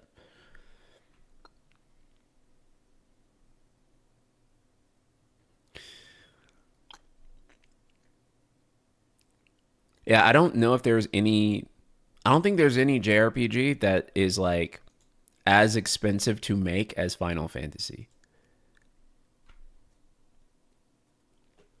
I mean, maybe Monster Hunter, but not Monster Hunter Rise though, which was actually very fucking cheap, like insanely cheap. I'm like, I don't even understand how Monster Hunter Rise was that fucking cheap. Actually, I'm sorry, but if you think Tales and Persona are AAA, you have no idea what AAA budgets look like these days. Yeah, yeah. Rise is mostly just reused assets. Oh, okay, that makes sense. Excessive development costs. It is also evident that development expenditures have not been utilized efficiently, as substantial write offs have been recognized. Okay, while competitors have expanded their game content development assets, Square Enix has significantly reduced such assets. Square Enix has recorded the largest write off among industry peers. Dang, by quite a lot, too. Advertising to revenue ratio of the HD games business. Square Enix's advertising expense ratio is higher than competitors and approximately 8 point above best practice peers. Dang.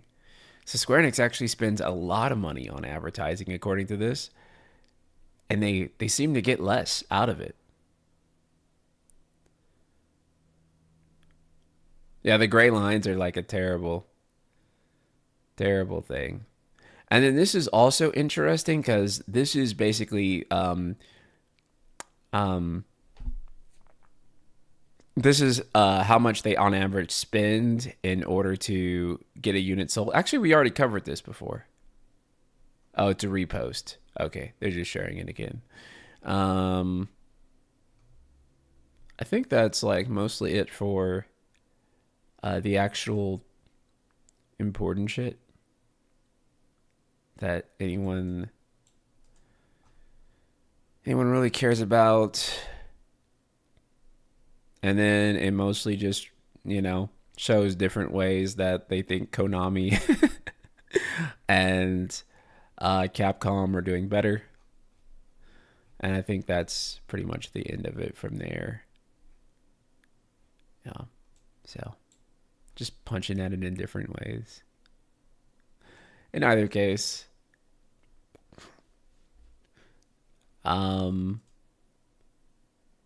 important to keep in mind, all these companies is Square Enix is the only one that can't consistently rely on their own engine as well. Right. So you also have to keep in mind that they have to pay 5% royalty to Epic Games for all these games because their engines always suck.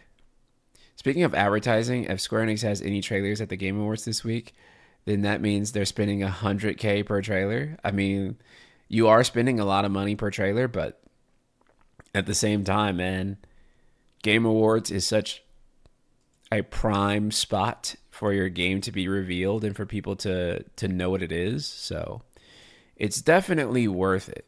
I think that spending the money on the Game Awards to have a trailer there is really good. Yeah, 16 does have its own engine. And since it does seem to be Final Fantasy XIV's engine that's been retooled, I guess for people that want the link to this, I'll put it in both chats so you can have it. Because I see people asking for it. There you go.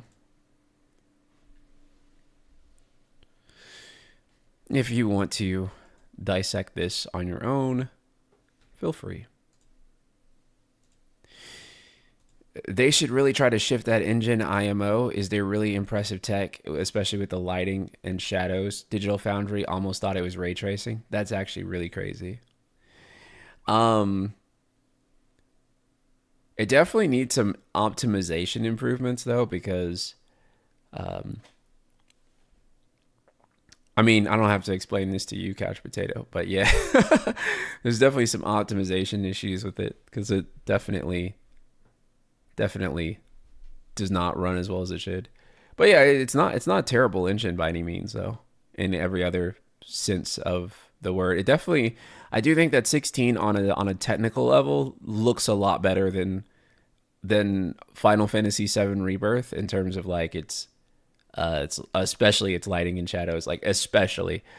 I think and I think the environments generally look better in 16 than they do in the 7 games. Like, it doesn't have like as many Unreal issues and texture pop in and stuff like that.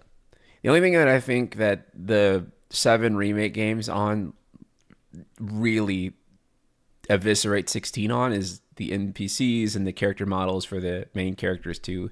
I think look a little bit better on Rebirth than they do on 16. This is where I think that Retrilogy's graphical strengths lie. Slide 91 says they took us a 611% loss on Union X Dark Road, a game where they were paying only 2 animators to work on it. What the fuck?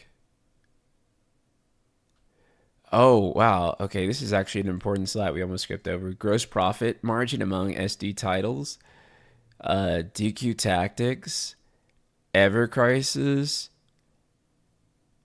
Dragon Quest Keshi Keshi. What the fuck is that? Octopath Traveler mobile game. Towa Tsugai? What the fuck is that? DQ Champions? Don't know what the fuck that is. Near Reincarnation. Negative 258%.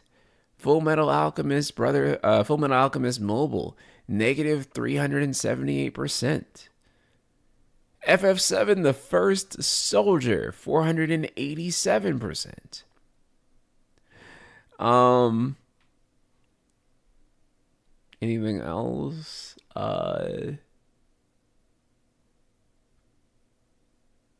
That's actually really important.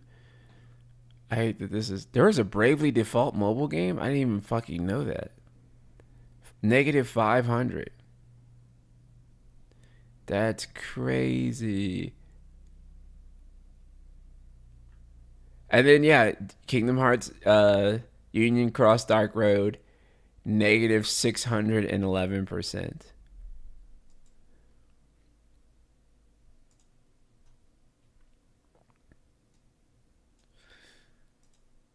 Well, then. So, this is why Ever Crisis survives. Yeah, yeah. I guess Ever Crisis is doing all right.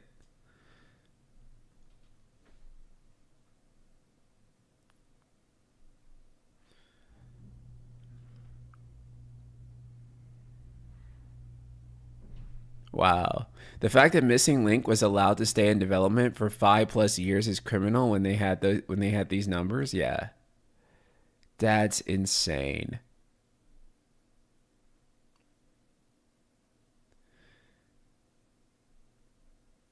Are we looking at the upcoming Square Enix mobile game purge?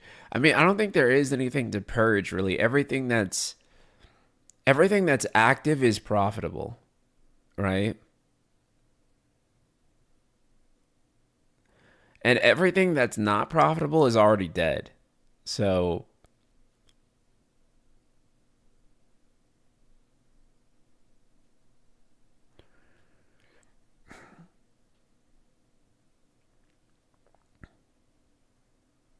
yeah, most of the things on this chart are already gone. Yeah, basically everything that has red above here is basically already dead. It's already been shut down.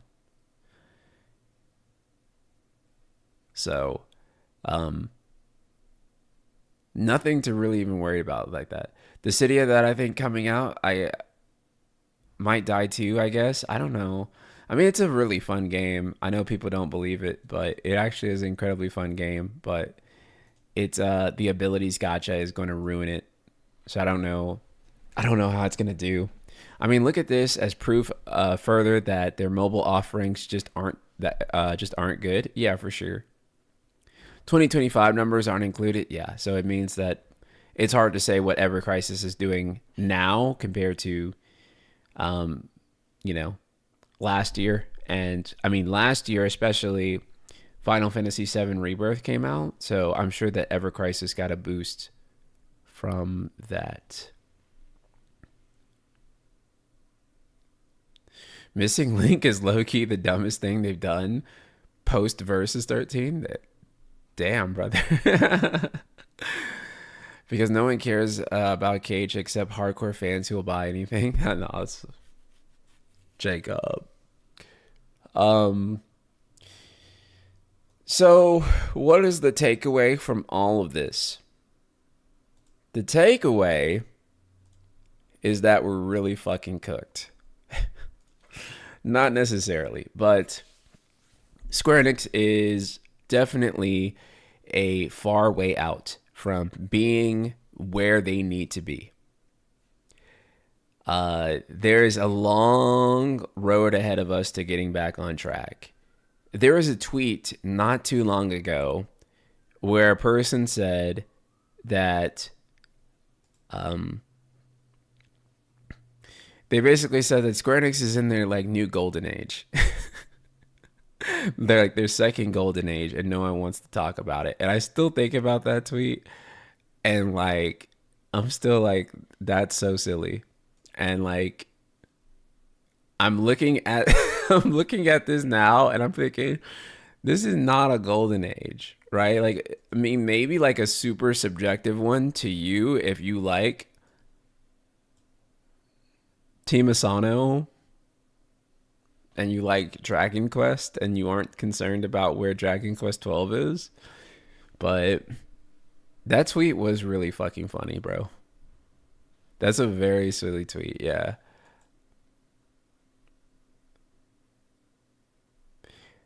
They tell me Square has an all-timer output in every chart they show me has 10 remakes or remasters.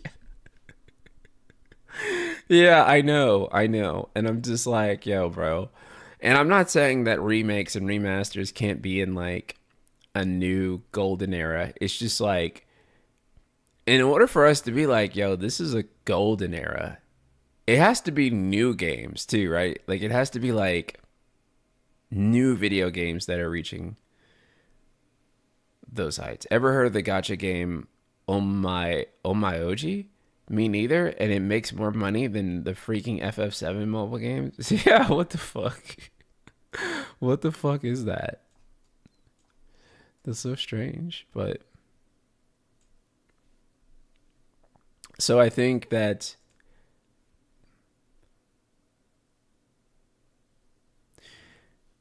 are really in the building age. I think we're gonna work our way up to, the type of Final Fantasy games we've been wanting, and um, Kingdom Hearts getting a video game, and Dragon Quest getting something that isn't a remake, and all these things that we hope for near getting a brand new game. I do think it's coming, but I think it is going to take a while for them to get back on track. Things as they currently are not fucking great. At least according to this, and whether you think these numbers are 100% accurate or not, 3D Investment Partners is definitely setting the tone for what gets discussed, and this kind of becomes the narrative either way, right? Because no one else is qualified enough, no one else knows the numbers, can project as accurately. Um, they have more proximity to Square Enix, and so this feels more official. I do think it would be funny if Square Enix posts they come and post the Final Fantasy 16 4 million units sold post or whatever the fuck, in like the next day or two. I do think that'd be really funny. I do, because that could basically, if Square Enix doesn't do something, it it basically, I mean, this is the accepted thing. Like this is the thing that just has to be accepted, right? Because this is the closest approximation to being official, because they own a significant stake in Square Enix. And so this is what's going to be referred to in all the articles and all the analysis of it. And you can't really fault anyone for referring to this, because again, this is the most official thing that we fucking have. So, I mean, what do you do? What do you do? You can't say anything, because this is as official as we can get as close to until Square Enix themselves says something, and then they won't. I do think that, like, I would like imagine that 16, for example, is at 4 million, or Rebirth is closer to. I mean, I do think that Rebirth is at 4 million. I would imagine, but I don't know. Didn't we determine last time I was on your show that Missing Link had 100 plus active developers at its peak? Do you remember where we got that number from? Yes, I do. It was from like that job application, or like a resume from somebody. Couch Potato would also know that post, where it was basically a guy saying that he had been working on Missing Link for 6 years, and how he basically like led through the process of first prototyping the game using Kingdom Hearts 3's assets and stuff like that. So, yeah, on a guy's resume. So,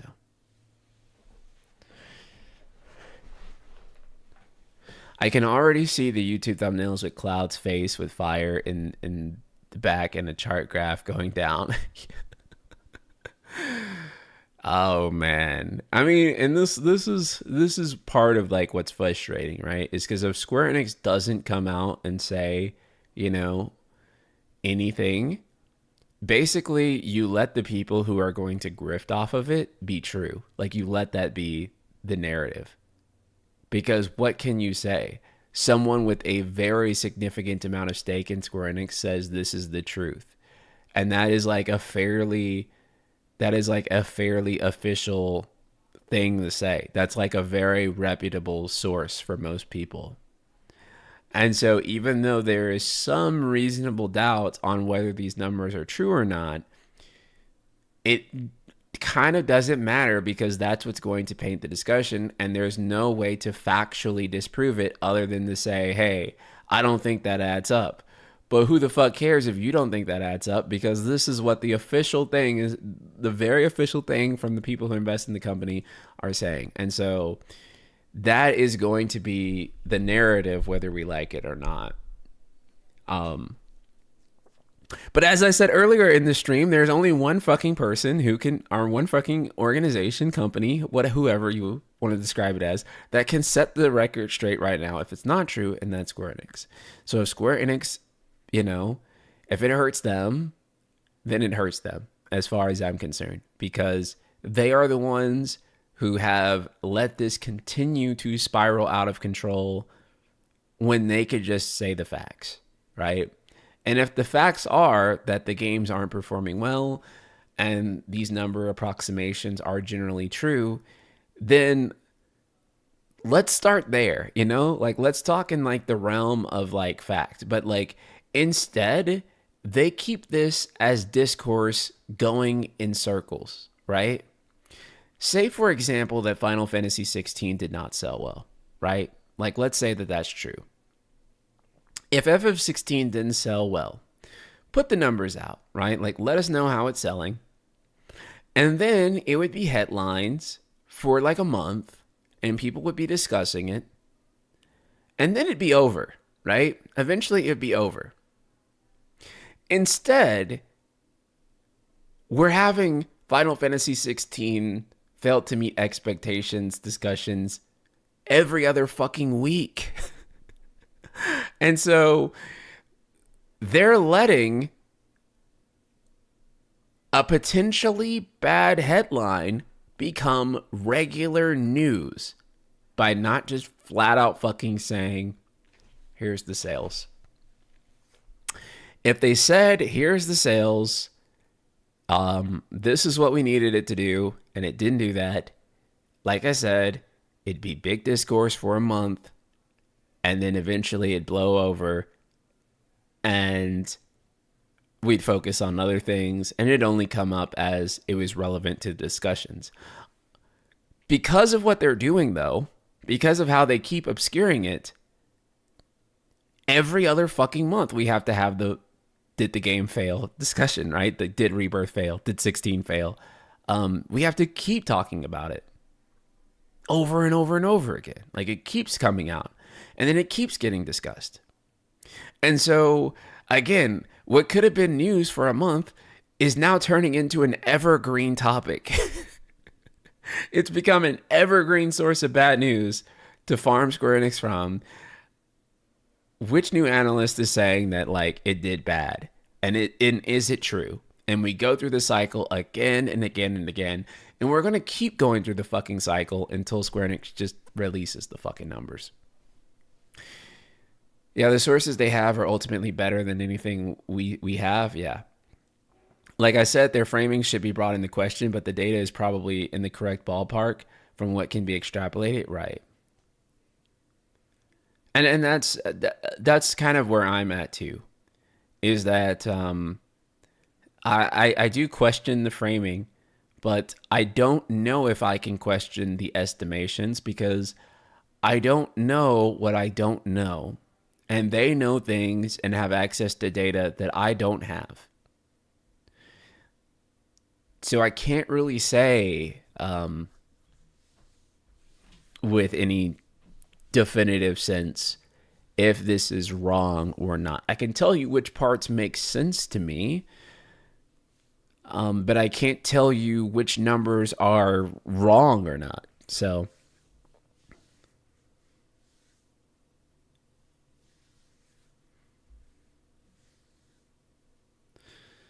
yeah, Square Enix needs to lower those expectations. Otherwise, they'll never be happy with what they get and stop spending so much on game production. I mean, I guess you could argue that, like, from these numbers, you can maybe argue that Final Fantasy 16 is that, right? Like, it was them maybe not necessarily spending as much on production. So if Rebirth sales were bad, wouldn't you think they'd include it here since it supports their argument? They actually, oh, me, oh yeah, that is interesting because they actually didn't include Rebirth sales at all. So I do find that actually like kind of curious that Rebirth was skipped over. I don't know. I don't know why they did that. And I don't think it's like 3D investment partners are just Final Fantasy VII fanboys, maybe. Probably easier to frame 16 as a bigger failure than Rebirth. It probably is because, like, let's suppose that Rebirth sold 4 million, right? 7 million to 4 million for a sequel is like not terrible, right? It's kind of like expected almost. But you can say that 15 sold 10 million and now 16 has sold 3.25 million, and then that makes 16 a failure, right? But then again, they also, was it Sly? No, it wasn't 55. I think it was the one before that. Yeah, here it is. Because I mean, they point out that like they compared Dragon Quest 11 to Dragon Quest 3, so that's also like what the fuck.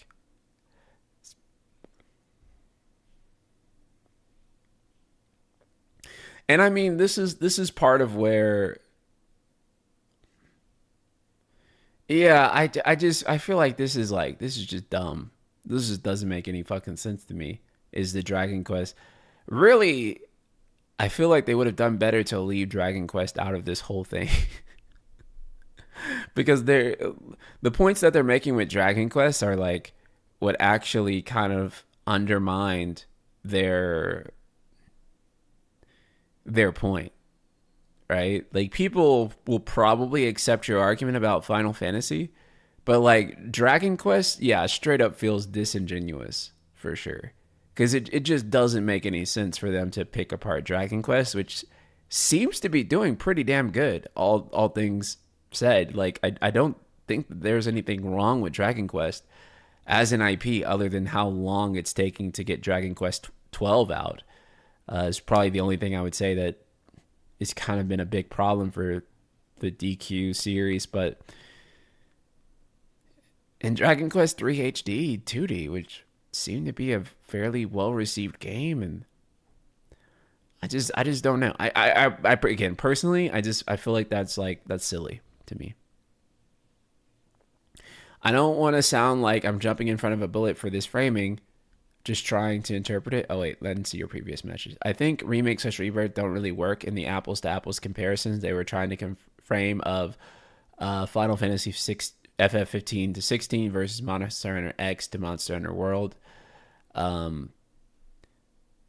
They were trying to make a point about momentum and building a new audience from major entry to major entry. An argument can be made that re-trilogy belongs in a completely different conversation.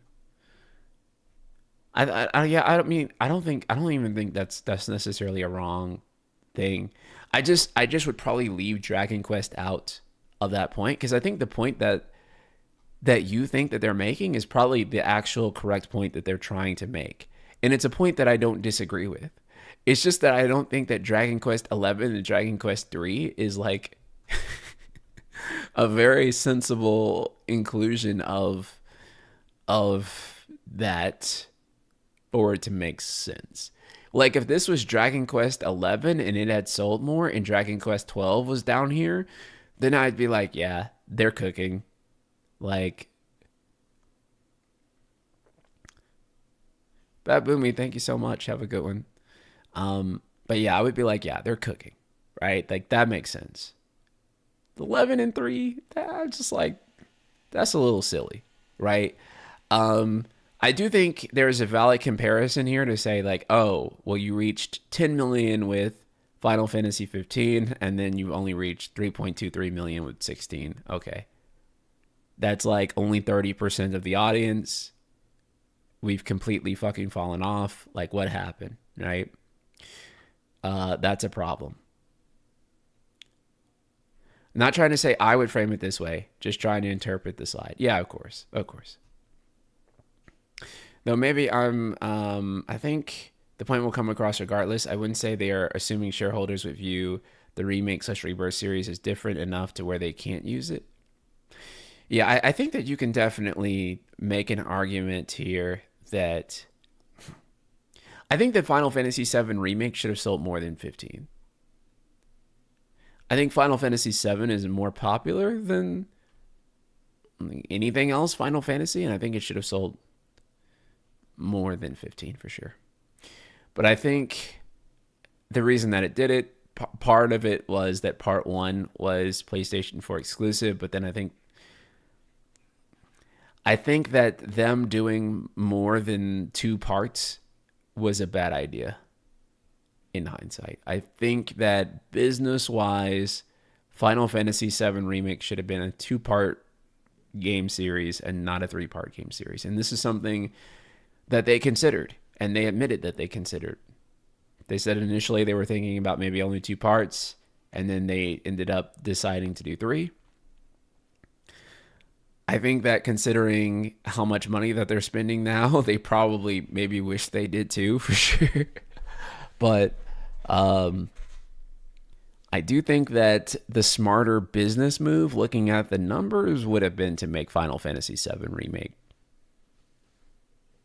two games, right? How much is left for part 3 to cover? A lot. I think with how it is, it's hard to do that. No. Like Final Fantasy VII Remake could not have been the same game that it currently is with that. I think them doing 3 parts tells me that was more of a creative decision than a money-based decision. I think it was like a factor of both, probably. Kitase wanting to wrap it all up in part 2 after Remake release is funny to me. I mean, I think that if you wanted to wrap it all up in part 2, then you could not have done part 1 that way, for sure.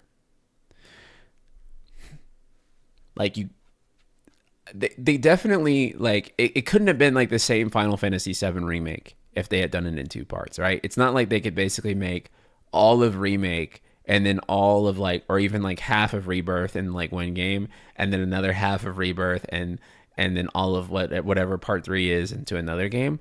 They would have had to do a lot of cutting. That being said, and this isn't to say that, you know, or I guess it's not like a slight on the games, but I do think that they could have cut a lot in Remake and Rebirth and trimmed down those games quite a bit if they wanted to. And that's not to say that a lot of that new content wasn't good. It's just to say that if they stuck closer to the original on a lot of things, then a lot of stuff that they added could have been slimmed down by quite a bit, and they could have made 2 parts work. They could have easily cut lots from Midgar, yeah. Basically, the way that you make it 2 parts. KJPY13, thank you so much for the super chat. I appreciate it. The way you could have made Re-Trilogy 2 parts is that essentially you take Final Fantasy VII Remake and you just trim the Midgar section down to like 7 to 10 hours, which is still a lot longer than it is in the OG game. And then you basically just make the rest of Final Fantasy VII Rebirth, right? Maybe trim some stuff in Rebirth, and then that's how you make that work. I actually saw a good video critiquing God of War Ragnarok where they talked about the biggest problem is that you can tell it was meant to be 3 games and they stuck it in 2 to its detriment. And I'm not sure part 1 could have fit the world exploration if they tried to make remake longer. Yeah. Like I said, it would require fundamentally reworking the games as we know it now. The issue with making remake longer is that they would have had to figure out some of the open world stuff, and that's a tall task. Yeah, because they would have had to make like 2 open world games instead of 1. But they're already making 2 open world games instead of 1, right? Because they're already making Rebirth and whatever part 3 is called. So, I mean, it's a tall ask, but it's still more work ultimately to do 3 games, right? It's still ultimately more time to do 3 games. And like I said, they would have had to refactor a lot and they would have had to figure some stuff out sooner rather than later, but it would have been possible to do. Trouble is, I don't think they could have made that open world game without getting the basics nailed down in the linear game first. That's a fair argument. The combat basics is pretty important. Think we'll see part 3 at TGA's? I'm actually gonna say no. I think if we see any game at TGA's, I think it should be Kingdom Hearts 4. I don't know if it will, but I think that actually we need to see Kingdom Hearts 4 more than any other Square Enix game right now, if I'm just completely honest.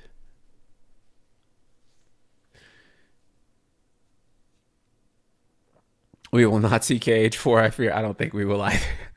I don't think we'll see a big Square Enix game at TGA's, if I'm being entirely honest with you. Like, no bullshit. I just don't think we'll see a big Square Enix game because I mean, as evidenced by this and what Square Enix themselves have said, dude, they are rebooting hard. This shit is going to take time. By the way, your videos about getting greater efficiency by repurposing core mechanics is supported by Rebirth. Rebirth costing $30 million for 2x the games. It's one of the slides with the game budgets. Yeah. I was thinking about like tweeting that soon to talk about it. To talk about game reuse. Actually, maybe that'll make for a good like full video even too. So yeah, we'll definitely have to talk more about that too. As he was boasting that 15 sold/shipped 15 million on day 1, so the real news on that chart is that it limped the rest of the way. I mean, it wasn't super fast for sure, but that shows you that the 5 million that they sold through on day 1 was like the core audience, right? So everyone that was even like remotely a Final Fantasy fan that I know bought and played Final Fantasy 15 day 1. It was like the craziest fucking shit ever. Like everyone I know who even like casually thought about Final Fantasy at any point in time, they were like, oh, I'm buying Final Fantasy 15.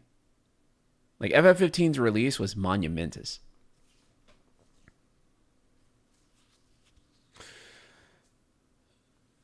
But actually, FF15 reached 7 million within a year. So that's actually still better than say Remake or anything else that's come after it. And then after that, it released on PC after that year, and it slowly ticked up to 10 million. So I don't even know if I would say it limped. I think it just had legs. I think it had solid legs that left it to 10 million. I actually think that. I'm sorry, I just made a gross mouth noise. I actually think that Final Fantasy 15 would have sold 12 to 15 million if if the second season of DLC came out. I do think that the second season of DLC would have pushed it to 12 to 15 million because I think it would have kept Final Fantasy 15 relevant for a really long time, years after its launch, and people would have kept playing it. Final Fantasy 15, I'm gonna be honest, is like the Final Fantasy game I continue to turn on more times after I had basically just completed it than any other Final Fantasy game basically in history, because every few weeks to months there would be something worth talking about. There would be a new update, a new DLC, some type of patch that added something substantial to the game, and there was kind of always a reason to be playing Final Fantasy 15, to keep turning the game back on, to keep putting hours into it. And so I do have to admit that FF15 in this weird way, I don't like the way they achieved it. I don't like it at all. But holy fuck, did they find a way to keep you invested in it like the whole time it was going on. And because we were all invested in it, we were all talking about it, I kept making videos about it. Guys, I was making videos on Final Fantasy 15 stuff basically all the way up until 2019, late 2019, and the game came out in 2016, right? So there was 3 years of Final Fantasy 15 stuff to talk about. You are describing what live service games do. Yes, and I will say that Final Fantasy 15 was a live service mainline title. It was indeed a live service title. And that made Nuke Square. Couch Potato, you have a good one. Maybe the trouble development of 15 was a 500 mark. I mean, I think that they turned the trouble development into a great marketing strategy for the game. I don't think that they just had like this brilliant master plan, but yeah, I think that they had garbage and they figured out how to turn it into marketing gold. It's like, hey, we're gonna sell you this incomplete game that you've been waiting like half your life for, but we're going to continue to patch it and give you DLCs, and you get to hold on to hope that eventually it will be the game that you wanted after we continue to make it, right? So,